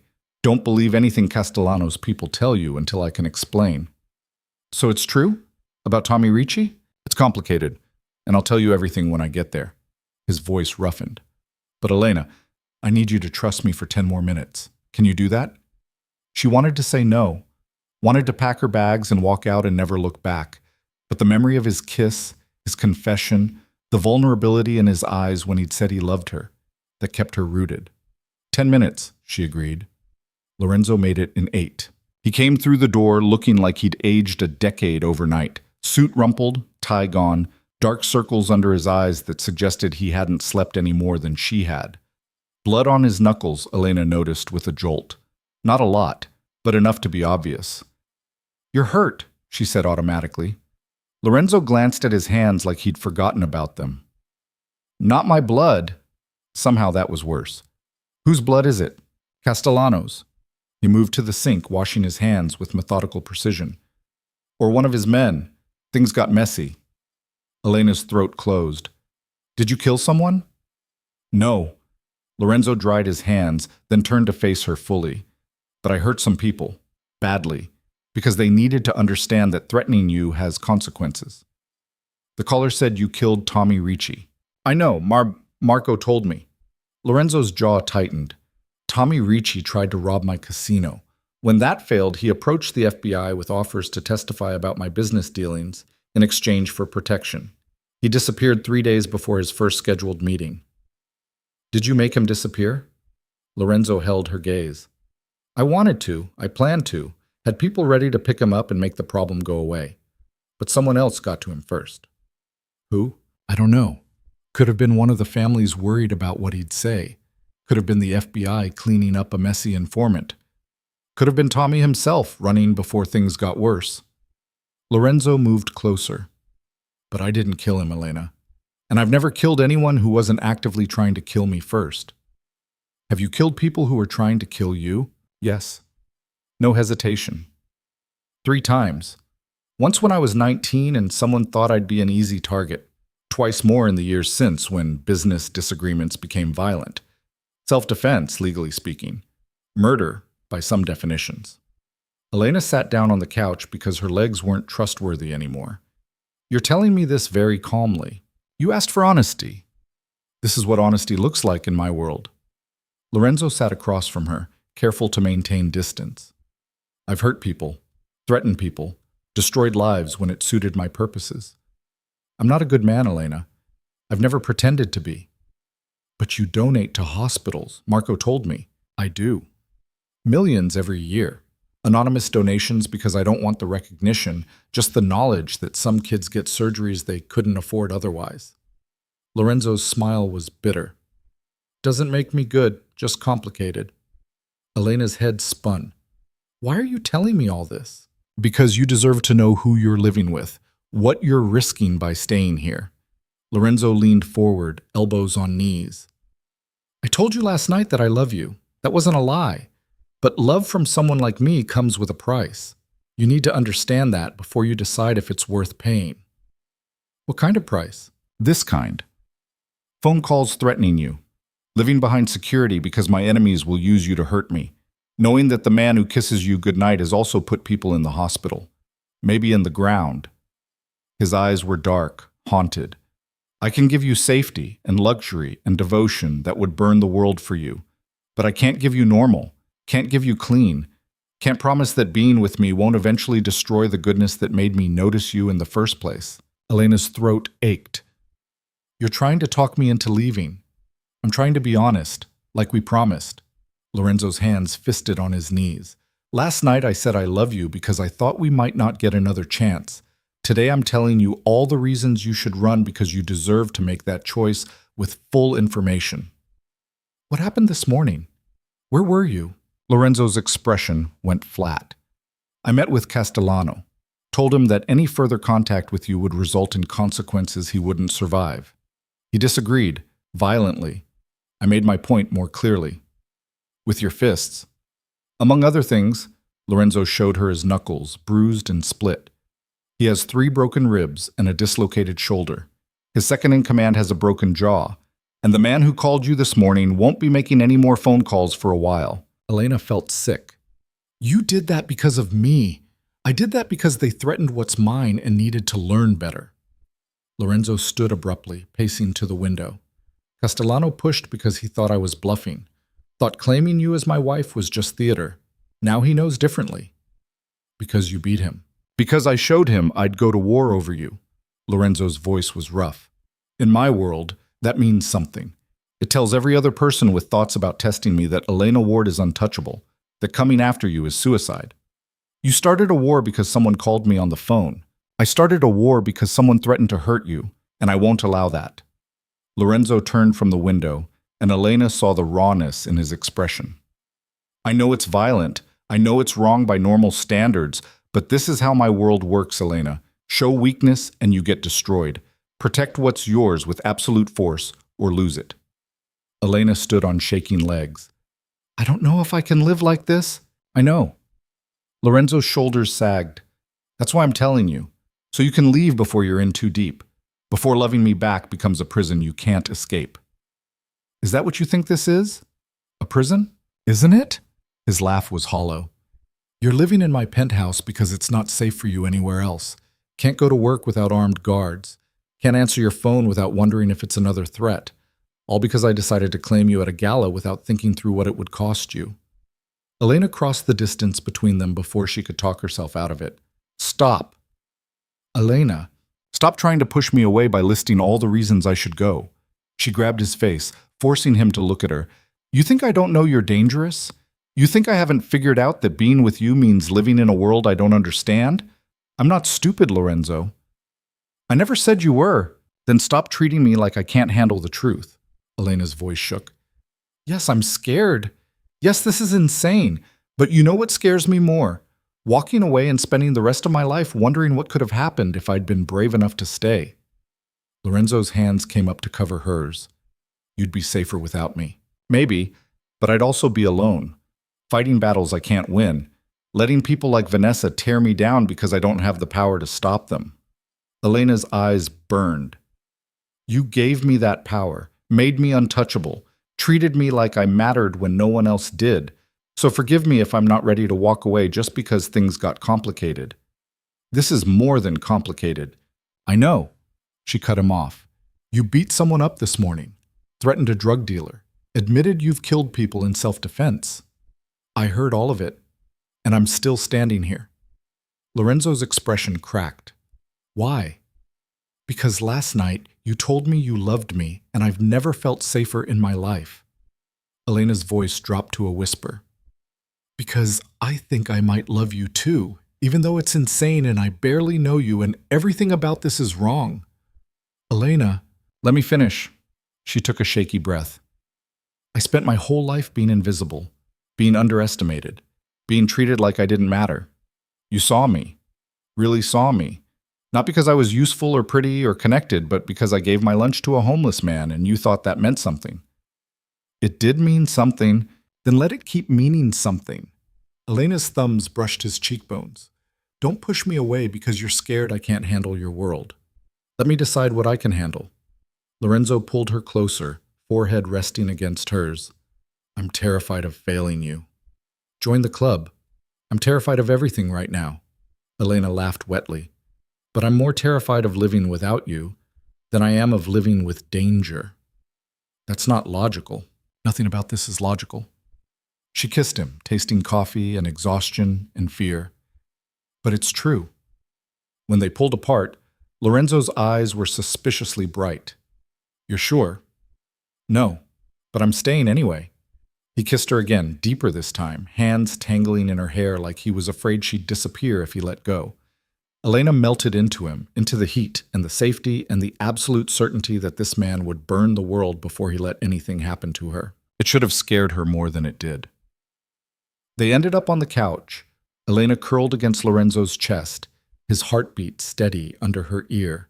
His hands traced patterns on her back, soothing and possessive at once. I need to tell you something else, Lorenzo said quietly. Elena tensed. More honesty? Always. He paused. This morning, when I confronted Castellano, I made him an offer. Stop threatening you, stop interfering with my business, and I'd let him keep his territory. He refused. What does that mean? It means this doesn't end until one of us is gone. Lorenzo's arms tightened around her. He's already called in reinforcements, bringing in people from out of town, planning something big. How big? Big enough that I need to handle it personally, tonight. Elena sat up. What are you going to do? End this. Lorenzo's expression was grim. I'm meeting him at the warehouse district, neutral territory. We talk, we settle this, and hopefully no one dies. Hopefully? I'm bringing enough firepower that dying would be a choice, not an accident. Lorenzo cupped her face. But there's a chance things go wrong, a chance Castellano doesn't come to talk, but to finish this violently. I need you to understand that possibility. Elena's stomach dropped. You're telling me you might not come back. I'm telling you there's risk, more than usual. Lorenzo's thumbs brushed her cheekbones, which is why I need you to promise me something. What? If I don't come back by midnight, you take the emergency cash in the bedroom safe, you use the passport Marco will give you, and you disappear.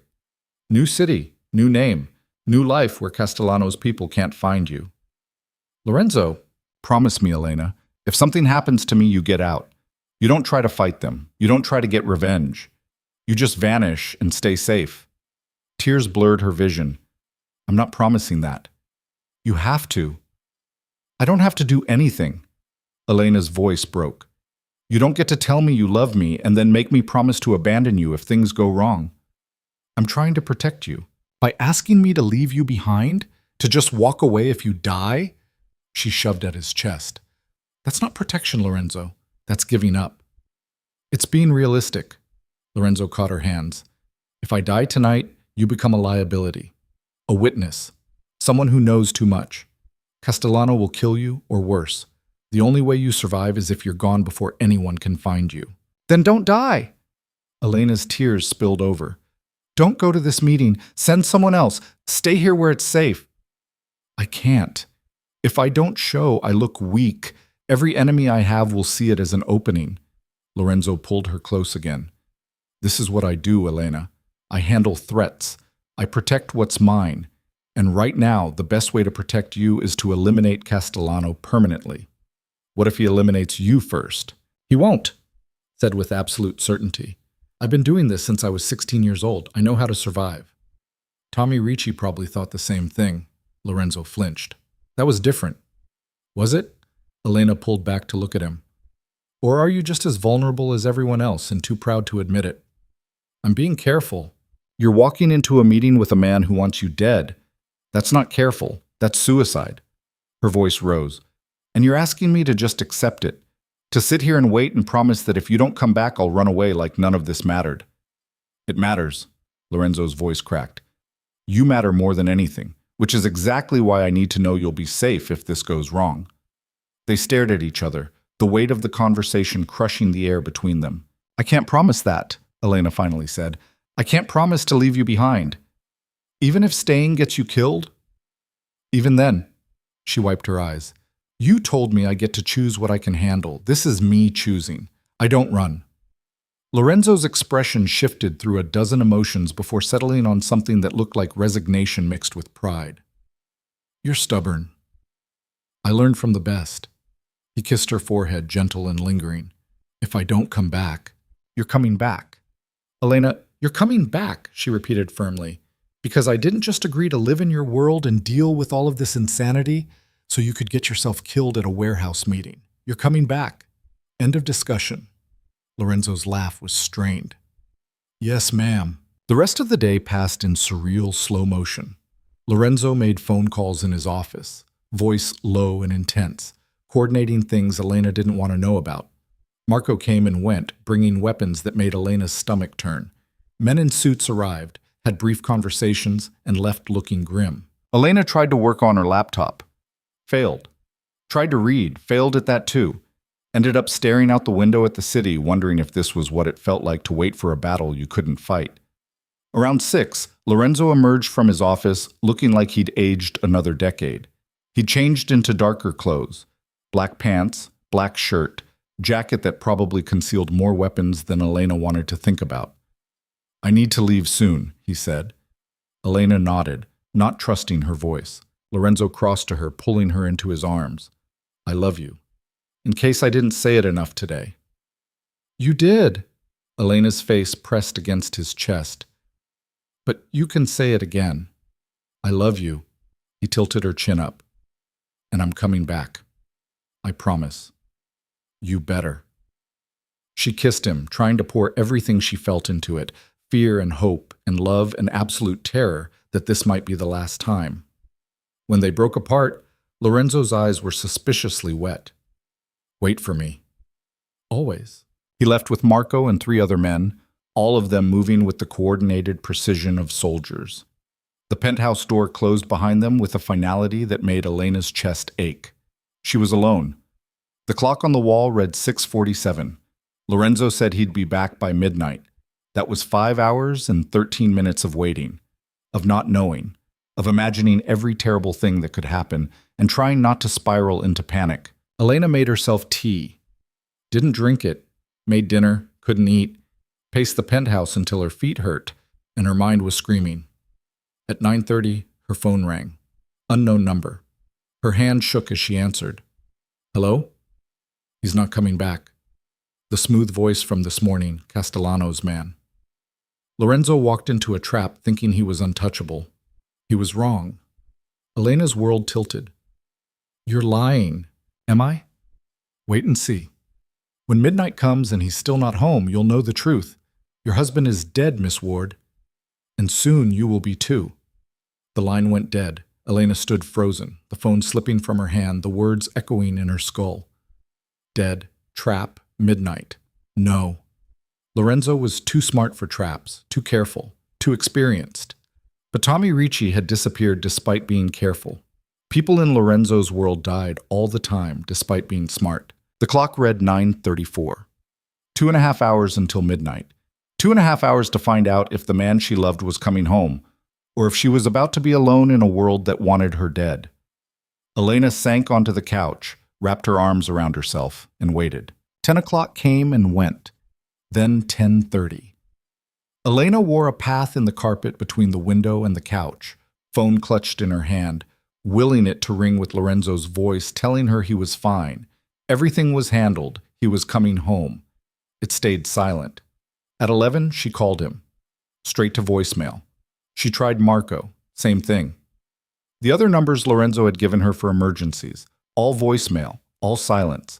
All confirmation that something had gone terribly wrong. Elena's hands shook as she pulled up the contacts list again. There had to be someone.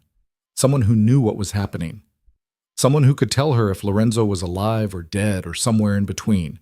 Her finger hovered over the emergency number Lorenzo had made her memorize. The one he'd said was only for absolute disasters. The one that would bring help, but also questions she might not want to answer. She dialed.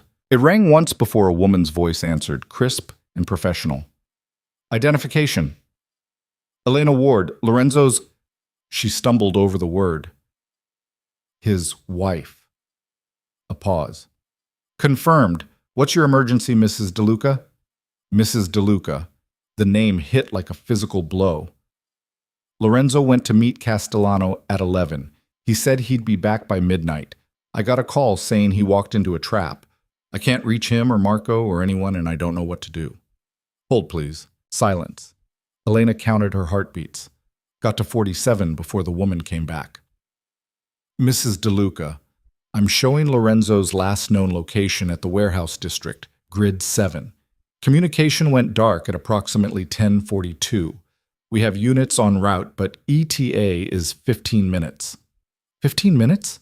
Elena's voice cracked. What if he doesn't have 15 minutes? I understand your concern, but protocol requires... I don't care about protocol. Elena was already moving, grabbing her coat, her keys, her purse. Tell me how to get to grid 7. Mrs. DeLuca, I strongly advise against... I'm not asking for advice. I'm asking for directions. Elena's hand was on the door handle. Either tell me or I'll find it myself. Another pause. Then the woman rattled off an address and cross streets, her disapproval clear in every syllable. However, I must emphasize that entering an active situation without proper security is extremely dangerous. Mr. DeLuca would not want you to... Elena hung up. The parking garage was deserted at this hour. Elena's car, a 10-year-old sedan that looked pathetic next to the luxury vehicles surrounding it, sat where she'd left it weeks ago, gathering dust. She hadn't driven since moving into the penthouse, hadn't needed to with Marco handling transportation. Now she was grateful for the independence. The engine turned over on the third try. Elena pulled out of the garage with hands that wouldn't stop shaking, the woman's words echoing in her head. Communication went dark. Units en route. Extremely dangerous. She should wait. Should let the professionals handle this. Should trust that Lorenzo knew what he was doing and could take care of himself. But the voice on the phone had been so certain. Your husband is dead. And Lorenzo had been so careful to prepare her for the worst, to make sure she understood that tonight might be the night everything fell apart. Elena couldn't sit in that penthouse waiting to find out if the man she loved was coming home or if she was about to become a widow to a marriage that had never been legal in the first place. The warehouse district was exactly as miserable as it sounded. Abandoned buildings with broken windows, streets full of potholes, the kind of area where people came to do things they didn't want witnessed. Elena's headlights cut through darkness that felt thicker than it should, revealing graffiti and garbage and absolutely no signs of life. Grid 7 was a massive structure that might have been a factory once. Now it was just rust and shadows and the perfect place for a meeting no one wanted traced. Elena parked 2 blocks away and approached on foot, every instinct screaming that this was a terrible idea. But terrible ideas were apparently her specialty now, falling for a man she barely knew, moving into his penthouse, deciding that loving someone dangerous was worth the risk. She heard voices before she saw anything. Male, raised in argument, echoing off metal and concrete. Elena crept closer, using shadows and debris for cover, until she could see through a gap in the warehouse wall. Lorenzo was alive. The relief hit so hard Elena had to grab the wall for support. He was alive and standing, and apparently in the middle of a negotiation that looked about 3 seconds from turning into a bloodbath. Castellano stood across from him, older than Elena had pictured, gray-haired and distinguished-looking despite the swelling on his face from this morning's beating. Between them, maybe 20 feet of empty space and enough tension to choke on. Behind each man, armed supporters. Lorenzo had Marco and 5 others, all holding weapons with the casual competence of people who knew how to use them. Castellano had twice as many, spread out in a semicircle that suggested this had always been about overwhelming force rather than fair negotiation. You're outnumbered, DeLuca. Castellano's voice was smooth despite the split lip. Even you can't shoot your way out of this. Maybe not. Lorenzo's tone was calm, almost bored. But I can take you with me. Question is whether that trade is worth it to your men. They're loyal. They're mercenaries. The moment you're dead, they'll be looking for new employment. Lorenzo's eyes scanned the opposition with calculated precision. And I'm very good at remembering faces. Anyone here tonight who survives will spend the rest of their life looking over their shoulder, waiting for me to return the favor. One of Castellano's men shifted uncomfortably.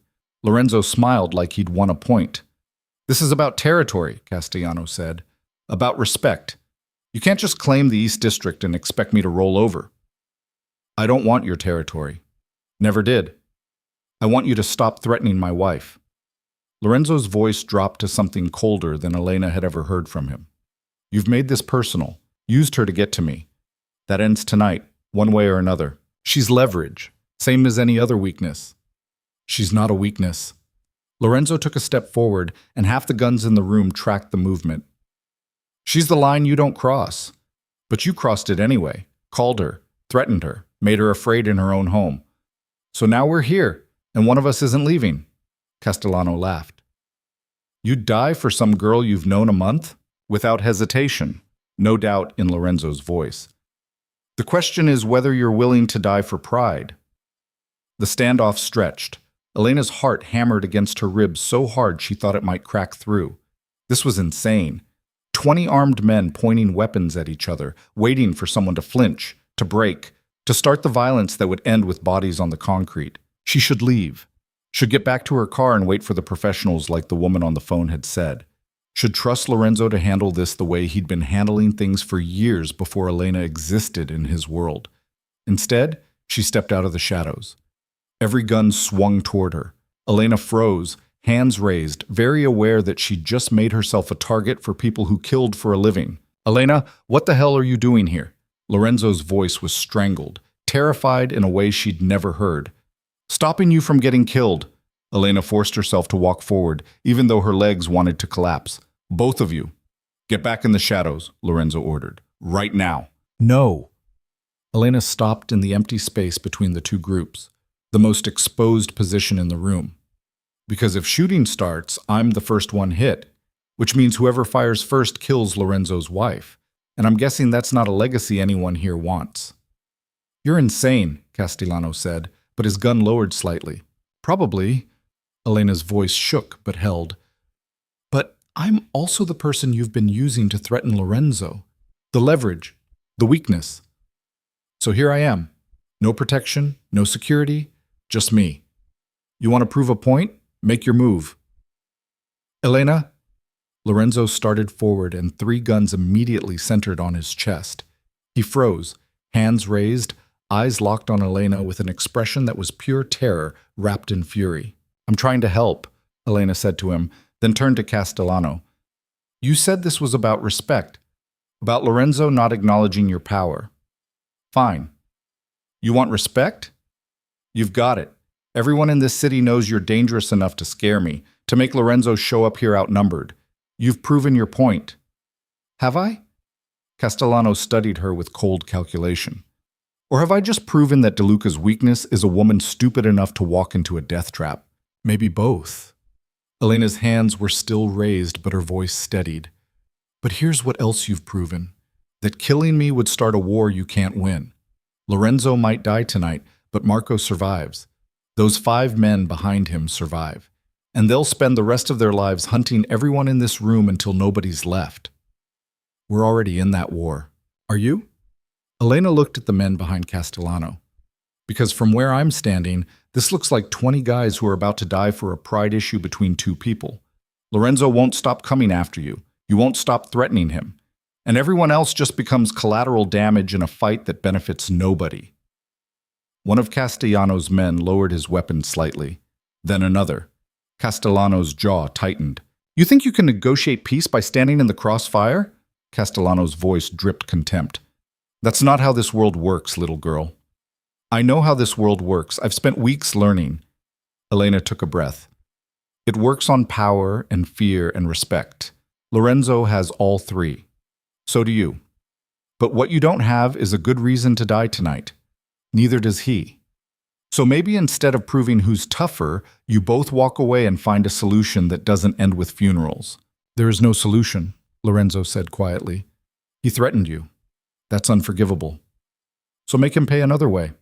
Elena turned to face Lorenzo fully, ignoring the guns still pointed at her back. You told me you've spent 10 years building an empire, gaining power, making money. Are you really going to throw all of that away because someone scared me on the phone? He did more than scare you. And you beat him for it, broke his ribs, sent a message. Elena's voice softened. But if you die here tonight, what happens to me? You made me a target by claiming me as yours. If you're gone, I'm just a loose end for every one of your enemies to tie up. Is that what you want? Lorenzo's expression cracked. No. Then find another way. Elena held his gaze.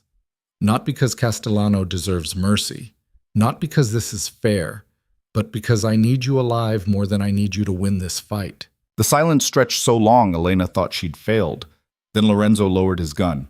Stand down, he ordered his men. Marco looked like he wanted to argue, but obeyed. The others followed suit, weapons lowering, creating a ripple effect that should have felt like victory, but mostly felt like holding her breath underwater. Castellano watched with narrowed eyes. What's the play here, DeLuca? The play is I don't die tonight, and neither do you. Lorenzo's voice was flat. But this ends. No more calls to Elena. No more threats. No more testing boundaries. You want the East District? Take it. I'll pull my operations out within the month. Just like that? Just like that. Lorenzo's jaw was tight. But if I hear you've gone near my wife again, if she gets so much as a wrong number from one of your people, I will burn your world to the ground, slowly, painfully, in ways that make tonight look like a friendly conversation. Castellano studied him for a long moment. Then, surprisingly, he smiled. You really would die for her? Without hesitation. Interesting. Castellano holstered his weapon. I can respect that. Man who won't protect his own isn't worth the fight anyway. He gestured to his men. We're done here. The tension didn't dissolve so much as shift. Castellano's people backed toward the exits, weapons still ready but no longer actively threatening. Lorenzo's men did the same, creating a slow migration toward separate doors that felt like the longest few minutes of Elena's life. When the warehouse was finally empty, except for Lorenzo, Marco, and Elena, the adrenaline crashed and Elena's legs gave out. Lorenzo caught her before she hit concrete, arms wrapping around her with desperate strength. You idiot! You beautiful, terrifying idiot! I couldn't just wait, Elena managed through chattering teeth. The phone call said you were dead, and I couldn't. You walked into an active standoff with 20 armed men because someone told you I was dead? Lorenzo pulled back far enough to look at her face. Do you have any idea how close you came to getting shot? About as close as you did? Lorenzo's laugh was strained. Closer. I had backup. You had nothing. I had you. Elena's hands fisted in his shirt. I knew you wouldn't let them hurt me. I might not have had a choice. Lorenzo's voice cracked. If Castellano had decided to shoot you to prove a point, but he didn't, because I gave him an out. A way to walk away without losing face. Elena's adrenaline was fading into exhaustion. Did it work? Is this over? Lorenzo looked to Marco, who'd been standing silent guard during the exchange. Marco nodded slowly. I think so. Castellano's smart enough to know when a war costs more than it's worth. And you gave him territory in exchange for peace. He'll take that deal. What if he doesn't? Elena asked. Then we handle it. Lorenzo's arms tightened. But not tonight. Tonight I'm taking you home before you do anything else terrifyingly brave. The drive back was silent. Elena sat in the passenger seat of Lorenzo's car. Marco drove her sedan, apparently unwilling to leave it in the warehouse district, watching the city pass and trying to process what had just happened. She'd walked into a standoff with armed men, had made herself a target to create a stalemate, had negotiated peace through sheer stubborn refusal to accept that violence was the only option. It was the stupidest thing she'd ever done. Also possibly the bravest. She wasn't sure which scared her more. Back at the penthouse, Lorenzo steered her to the couch and disappeared into the kitchen. He returned with whiskey for himself and tea for her, sitting close enough that their knees touched. Don't ever do that again, he said quietly. Walk into danger? Risk yourself for me. Lorenzo's hand found hers. I can't lose you, Elena. Not to Castellano. Not to anyone. If something had happened tonight, it didn't. But it could have. Lorenzo's grip tightened. You stood in the line of fire because you were scared I was dead. That's not okay. You were going to die for me without hesitation, your words. Elena turned to face him fully. So don't get mad at me for doing the same thing. That's different. How? Because you're used to violence and I'm not? Because your life is worth less than mine? Elena's voice rose. You told me we were equals in this, partners. So either we both get to make stupid sacrificial choices or neither of us does. Lorenzo stared at her for a long moment. Then, unexpectedly, he laughed. You're going to make me insane. Probably. Elena managed to smile. But I'm also going to keep you alive, so it balances out. Does it? Lorenzo pulled her closer until she was curled against his chest, his heartbeat steady under her ear. I've never had someone willing to die for me before. People follow me out of fear or profit. Nobody's ever just walked into danger because they couldn't stand the thought of losing me. Well, now you do. Elena's eyes were heavy with exhaustion and adrenaline crash. So get used to it. They sat in silence, the city glittering beyond the windows, both of them processing how close they'd come to losing everything. I meant what I said, Lorenzo murmured, about giving Castellano the East District. I'm done fighting wars over territory. Not worth it anymore. What changed? You. Lorenzo's fingers traced patterns on her shoulder. I've spent 10 years building power, accumulating wealth, crushing anyone who got in my way. And tonight I realize none of it matters as much as keeping you safe. So if peace costs me territory, fine. I'll make money other ways. Elena lifted her head to look at him. You're going legitimate? I'm going less illegitimate. Lorenzo's smile was wry. Still own the casino and the clubs. But no more wars, no more territory disputes, just business. Boring, legal business. That's a big change. You're worth a big change. Lorenzo cupped her face. And honestly, I'm tired. Tired of looking over my shoulder. Tired of wondering which friend is actually an enemy. Tired of living like every day might be my last. What about the people who work for you, Marco and the others? Marco's been trying to get me to go straight for years. Says I'm too old for street fights. Lorenzo's thumb brushed her cheekbone.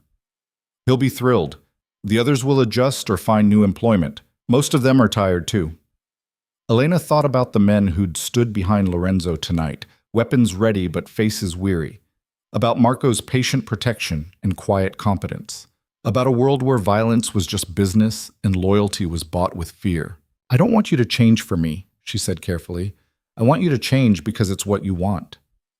I want you, the rest is negotiable. Lorenzo kissed her forehead.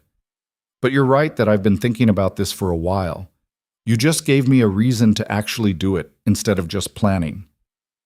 They fell quiet again. Elena's exhaustion was winning the war against adrenaline. Her eyes kept drifting closed despite her best efforts. Come on, Lorenzo said gently. You need sleep. It's been a very long night. He guided her to her bedroom, still technically the guest room, even though they both knew she'd never actually been a guest. Elena changed into pajamas with fingers that fumbled on buttons, brushed her teeth on autopilot, and crawled into bed with the intention of passing out immediately. Lorenzo lingered in the doorway. Do you want me to stay? Elena's heart jumped. Yes? He crossed the room and climbed in beside her, still fully clothed, apparently just planning to be close rather than anything more. Elena curled into his side, head on his shoulder, and felt something in her chest finally unclench. We almost died tonight, she murmured. We did. And tomorrow we have to figure out what happens next. We do. Lorenzo's arm wrapped around her. But tonight we're alive and together and safe. That's enough. Elena wanted to argue that it wasn't enough, that they needed plans and contingencies and answers to questions she didn't even know how to ask. But exhaustion pulled her under before she could form the words. She dreamed of gunfire and shadows and Lorenzo's voice calling her name. Morning came with sunlight and the smell of coffee. Elena woke alone but could hear movement in the kitchen, the clink of dishes, low voices, normality that felt surreal after last night's chaos. She found Lorenzo at the kitchen island with Marco, both of them looking at a laptop screen and discussing something in Italian. They switched to English when Elena appeared. Morning, Lorenzo said, standing to pour her coffee. How'd you sleep? Like the dead. Elena winced at her word choice. Poor phrasing. Accurate, though. Lorenzo handed her a mug. We've been discussing logistics. Castellano's already pulling back from contested territories. Looks like he's honoring the deal. That's good, right? That's very good. Marco's expression was almost smiling. Means no more late-night standoffs, no more threats, just boring business. What about Elena's security? Lorenzo asked. Do we maintain current protocols or scale back? Maintain for now. Give it a month to make sure Castellano's people got the message. Marco glanced at Elena. After that, probably safe to ease up. Let you have something resembling a normal life again. Normal. The word felt foreign. Elena had been living in Lorenzo's world for weeks now, surrounded by guards and threats and constant danger. The idea of just walking around without Marco shadowing her every move seemed impossible. What about work? She asked. I've been on leave since moving in here. At some point I need to figure out if I still have a job. Lorenzo and Marco exchanged glances. About that, Lorenzo started. Elena's stomach dropped. What did you do? Nothing terrible, probably. Lorenzo had the grace to look slightly guilty. I bought your company. Well, a controlling share. Enough that I can make sure Vanessa Price no longer has the power to make your life miserable. Elena stared at him. You bought my company. Technically, I bought 49%. The other partners still maintain control. Lorenzo sipped his coffee like this was completely normal. But I have enough influence now to suggest that Vanessa might be happier in a different department, or different company, preferably different state. You can't just... Elena stopped. Actually, you probably can. You're you. I can. And I did. Lorenzo set down his mug. I know you wanted to fight your own battles, but this is me using my power to make sure you never have to deal with people like her again. If that's overstepping, tell me and I'll back off. Elena thought about Vanessa's smirk, the constant undermining, the public humiliation at the gala that had started this entire situation. Then she thought about Lorenzo walking into a standoff because someone had threatened her, about his willingness to die rather than let her be hurt. It's definitely overstepping, she said slowly, but I'm not going to tell you to stop. Lorenzo's relief was visible. Good, because I already initiated the purchase and backing out now would be awkward. When did you even have time to do this? Made some calls this morning while you were sleeping. Lorenzo pulled her onto the stool next to him. Figured if we're building a life together, it should include you not dreading going to work every day. Building a life together, Elena repeated. Is that what we're doing? I hope so. Lorenzo's hand found hers. Unless last night scared you off. Last night terrified me. But I'm still here. Elena laced their fingers together. So, yes, I guess we're building a life together. Whatever that looks like.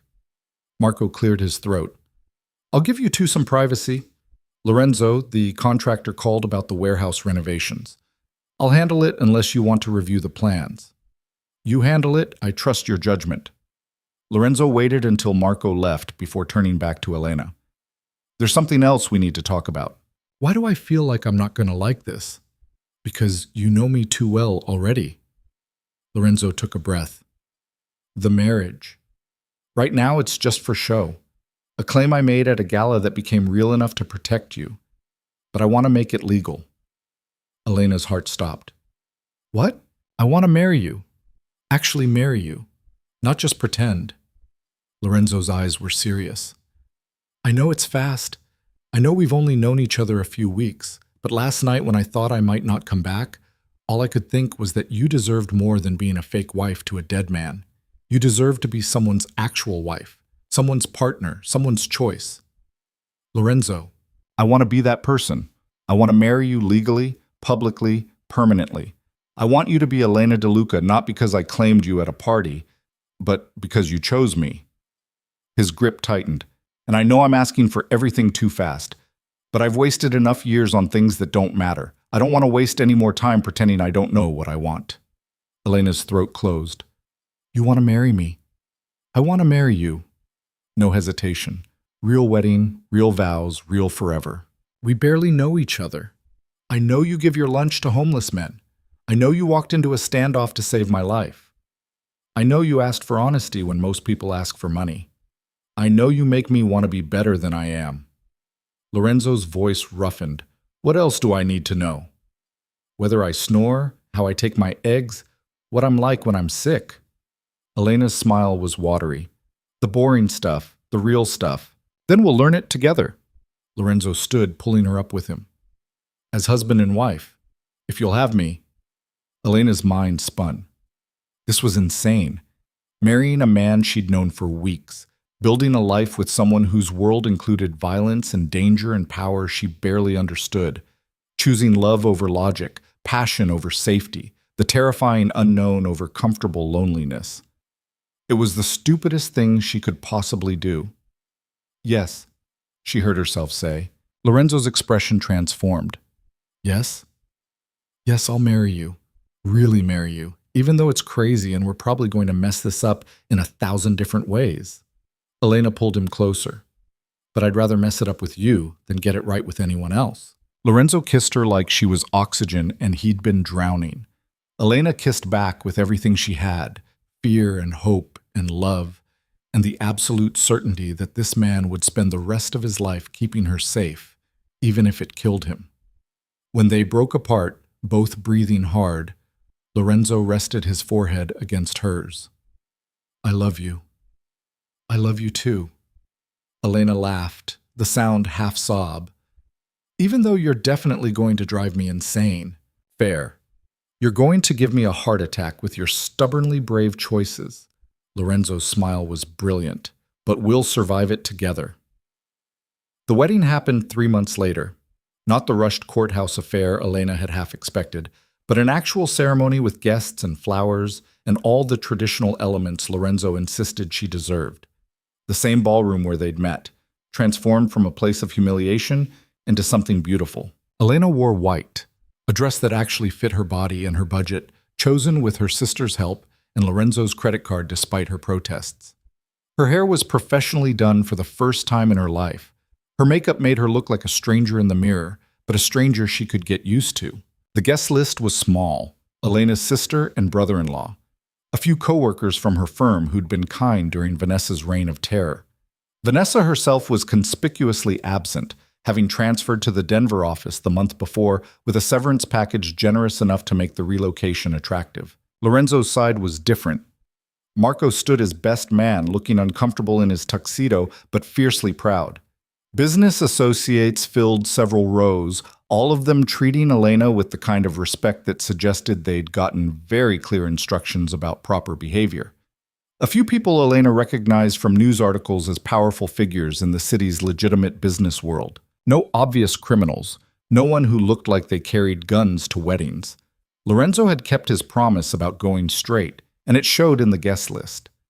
The ceremony was simple. No religious elements. Lorenzo hadn't asked why, and Elena hadn't explained her childhood of bouncing between foster homes without consistent anything, including faith. Just vows they'd written themselves, promises to be honest and brave and willing to mess things up together. When the officiant pronounced them husband and wife, Lorenzo kissed Elena like he was sealing a blood oath. The room erupted in applause that felt genuinely happy instead of obligatory. Mrs. DeLuca, Lorenzo murmured against her lips. Mr. DeLuca, Elena answered, testing the words. They fit better than her dress. The reception was everything Elena had never known she wanted. Good food, actual dancing, champagne that didn't end up spilled on anyone. Lorenzo's hand never left her waist, keeping her close like he was afraid she might vanish if he looked away.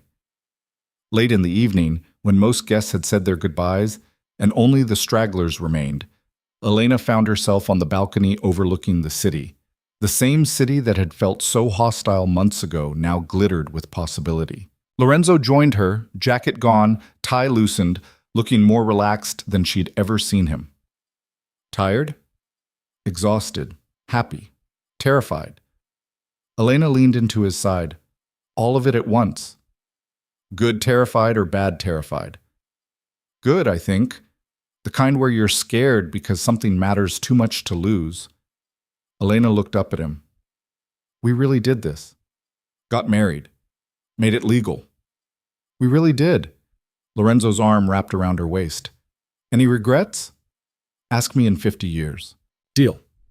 Lorenzo kissed her temple. For what it's worth, I think we're going to be okay. Better than okay. Why? Because we started with honesty, built on truth instead of pretty lies. And because you're stubborn enough to call me on my mistakes, and I'm obsessed enough to keep trying to deserve you. Lorenzo smiled. That's got to count for something. Elena thought about the journey from that gala to this moment, from humiliation to protection to love, from pretending to be married to actually meaning the vows, from two broken people finding something whole in each other despite every logical reason to walk away. It counts for everything, she said quietly. They stood together watching the city, and for the first time in longer than Elena could remember, the future felt like something to look forward to instead of just survive. 6 months after the wedding, Elena stood in the downtown office building that housed the DeLuca Foundation headquarters and tried not to feel overwhelmed by what they'd built.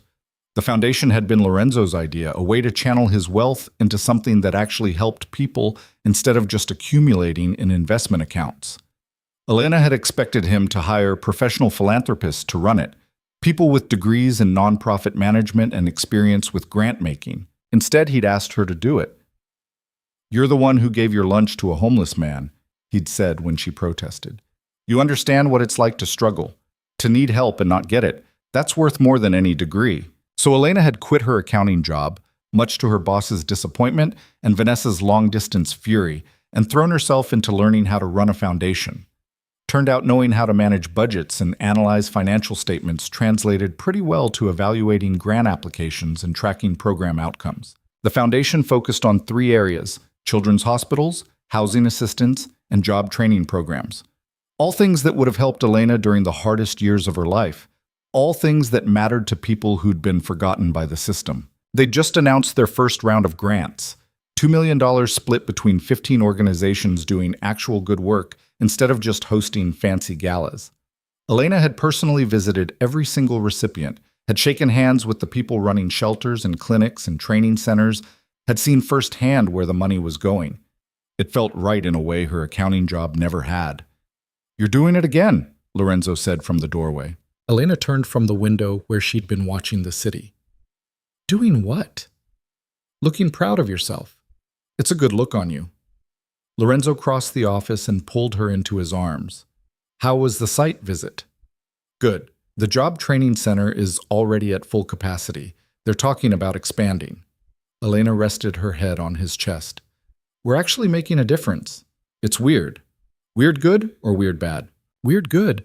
I spent so many years just trying to survive. Now I get to help other people do more than that." Elena pulled back to look at him. "Thank you for this, for believing I could do it. I didn't give you anything you didn't earn." Lorenzo's smile was soft. "You're brilliant and compassionate and exactly what this foundation needs. I just provided the initial funding, and the office space, and the staff, and the connections to get meetings with people who actually matter." Elena poked his chest. "Don't downplay your part in this." "Fine. We're a good team." Lorenzo kissed her forehead. "Speaking of which, Marco wants to talk to us about security for the gala next month. Apparently some of the guests are considered high risk." Elena groaned. "I thought we were done with that world. Mostly done. But some of my old contacts still exist. They just don't shoot at each other anymore." Lorenzo's expression went serious. "Is it too much? The foundation events, the publicity, all the attention?" "No," Elena said honestly. "It's different attention than before. People aren't looking at me like I don't belong anymore. They're looking at me like I matter. You always mattered. To you, maybe? To the world?" Elena shrugged. "I was invisible until you made me visible. That's not a bad thing, just different." They talked logistics for the gala, security protocols, guest list approval, seating arrangements that wouldn't create diplomatic incidents, normal problems for their very not normal life. That night, back in the penthouse that had stopped feeling like a museum and started feeling like home, Elena found Lorenzo on the balcony staring at the city. "You okay?" she asked, joining him. "Just thinking." Lorenzo's arm automatically wrapped around her waist. "About how much has changed. A year ago I was alone in this penthouse, building an empire I didn't care about, fighting wars that didn't matter. Now I have you, have a foundation doing actual good, have a life that means something beyond just accumulating power. Sounds like a good year. Best of my life." Lorenzo turned to face her fully. And I have something to tell you. Elena's stomach jumped. Good news or bad news? Depends on your perspective. Lorenzo took a breath. Castellano reached out. Wants to meet. Says he has a business proposition that could benefit both of us. Should I be worried? Probably not. He's been clean since our warehouse meeting. No threats, no territory disputes, nothing but legitimate business. Lorenzo's jaw tightened. But I wanted you to know before I met with him. No secrets. That was our deal. Elena studied his face. Do you want to meet with him? Part of me wants to tell him to go to hell. The other part is curious what he wants. Lorenzo's smile was rueful. The businessman in me says at least hear him out. The husband in me says anything involving Castellano is too risky. Then bring Marco, meet in public. And if it feels wrong, walk away. Elena touched his cheek. But don't avoid it just because I exist. I married all of you, including the part that's still connected to that world. You're too understanding. I'm pragmatic. You can't erase your past. Best we can do is make sure it doesn't define your future. Elena kissed him. Just come home safe. Always do. For you. The meeting with Castellano happened 2 weeks later at a downtown restaurant. Marco positioned at a nearby table and Elena on speed dial just in case. Lorenzo came home that evening looking thoughtful instead of tense. Well? Elena asked. He wants to invest in the foundation. Anonymous donation, no strings attached. $5 million. Lorenzo loosened his tie. Says he's been thinking about legacy, about what he leaves behind when he dies. Wants it to be more than just territory wars and grudges. Elena blinked. Victor Castellano wants to donate to charity. Apparently threatening my wife inspired some soul-searching. Lorenzo's smile was wry. He sees what we're building and wants to be part of something that matters. His words. Do you believe him? I think he's genuinely tired of the life we used to lead. Same as me. And I think seeing us make the transition successfully gave him ideas about his own exit strategy. Lorenzo pulled Elena onto the couch. I told him we'd consider it. That it's your foundation, so your call whether we take his money. Elena thought about it. About the good that $5 million could do. About job training programs and housing assistance and children's hospital wings. About the fact that money was just money. It didn't care where it came from, only where it went. We take it, she decided. But we're transparent about the source. I won't hide that it's from Castellano. People deserve to know. Even if it causes problems, even then. We built this on honesty. We keep building on honesty. Elena met his eyes. That's non-negotiable. Lorenzo kissed her with a reverence that made her heart ache. Have I mentioned lately that I love you? Not in the last few hours. Unacceptable. I love you. You're brilliant and principled and make me want to be the best version of myself. Lorenzo's forehead touched hers. And I'm grateful every single day that you walked into that gala and let me claim you as mine. I didn't let you do anything. You just decided. Elena smiled. But I'm grateful you did, even if it was completely insane. Best insane decision I ever made. They sat together on the couch, the city glittering beyond the windows, building a life that mattered instead of just enduring one that didn't. 1 year after their legal wedding, Elena discovered she was pregnant. The Tess sat on the bathroom counter while she paced the bedroom, trying to process the 2 pink lines that had appeared with terrifying speed. Pregnant. She was pregnant. They were going to have a baby. Terror and joy warred in her chest with equal intensity. Lorenzo found her 20 minutes later, still pacing, still processing. What's wrong? Elena pointed wordlessly at the bathroom. Lorenzo looked at the test, looked at Elena, looked at the test again, then he swept her into his arms with a whoop of joy that made her laugh despite her fear. We're having a baby, he said into her hair. We're actually having a baby. Are you happy? Elena's voice was small. Happy? Lorenzo pulled back to look at her face. I'm terrified and thrilled and completely overwhelmed. But yes, I'm happy. Are you? I don't know how to be a mother. I didn't have the best examples growing up. Elena's eyes burned. What if I mess this up?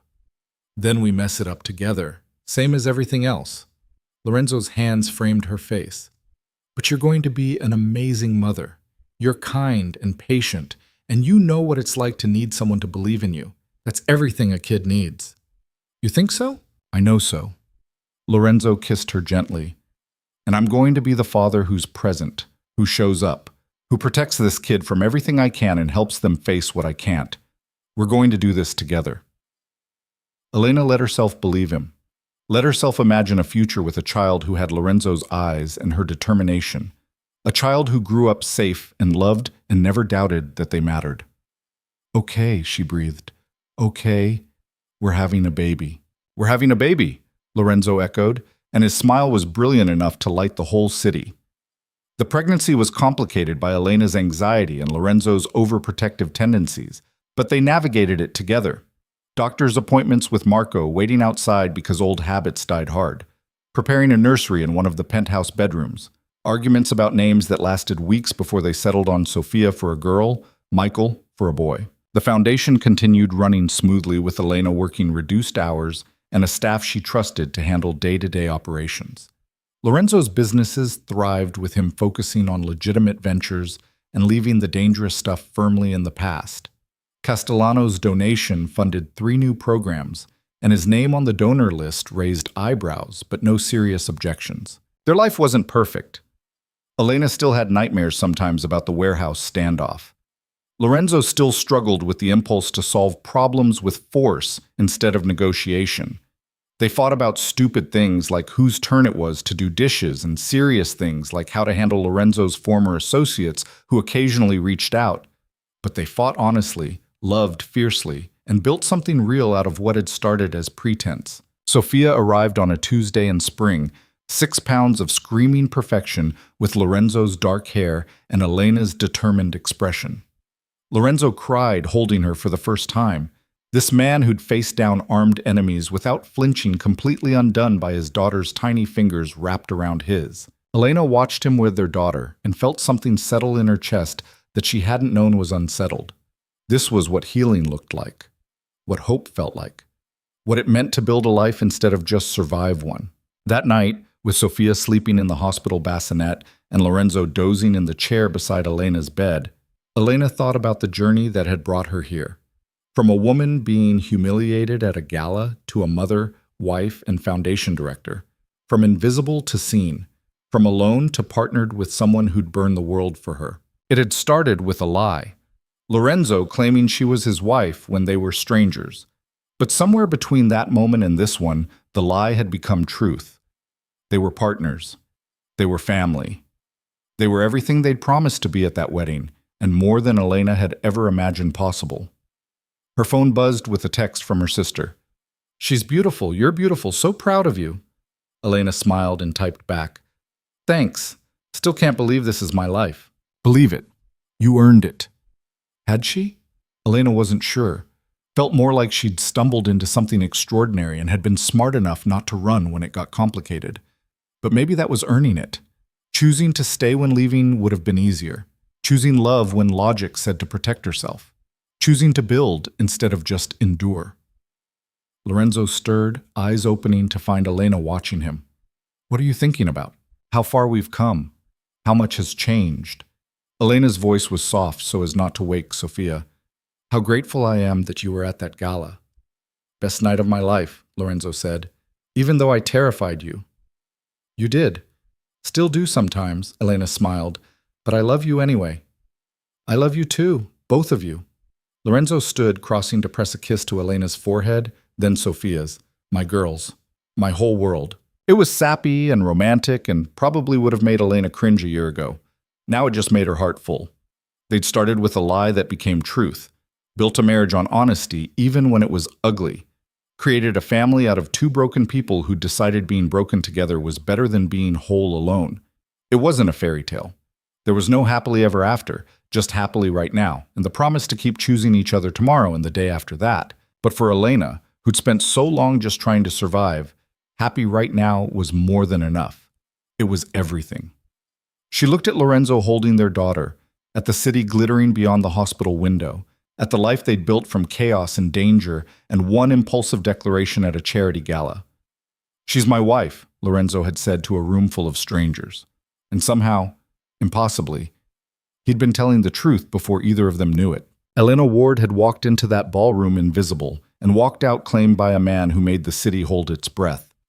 She'd become Elena DeLuca not through circumstance but through choice, had built a foundation that mattered, a marriage that worked, and a family that was wholly, completely theirs. The girl who'd given her lunch to a homeless man had become a woman who ran a multi-million-dollar foundation. The woman who'd been humiliated at a gala had become someone people respected. The wife who'd started as pretense had become the truest thing in Lorenzo's life. And as Elena drifted towards sleep, Sophia's soft breathing mixing with Lorenzo's quiet humming, she thought about how sometimes the best things in life start with a lie that becomes true. How sometimes the most dangerous choice is the right one. How sometimes loving someone who terrifies you is exactly what you need to become who you're meant to be. She was Elena DeLuca now. Wife, mother, foundation director, partner to a man who'd kill for her and live for her and choose her every single day. Not bad for a girl who'd started the year just trying to survive a hostile workplace and make rent. Not bad at all.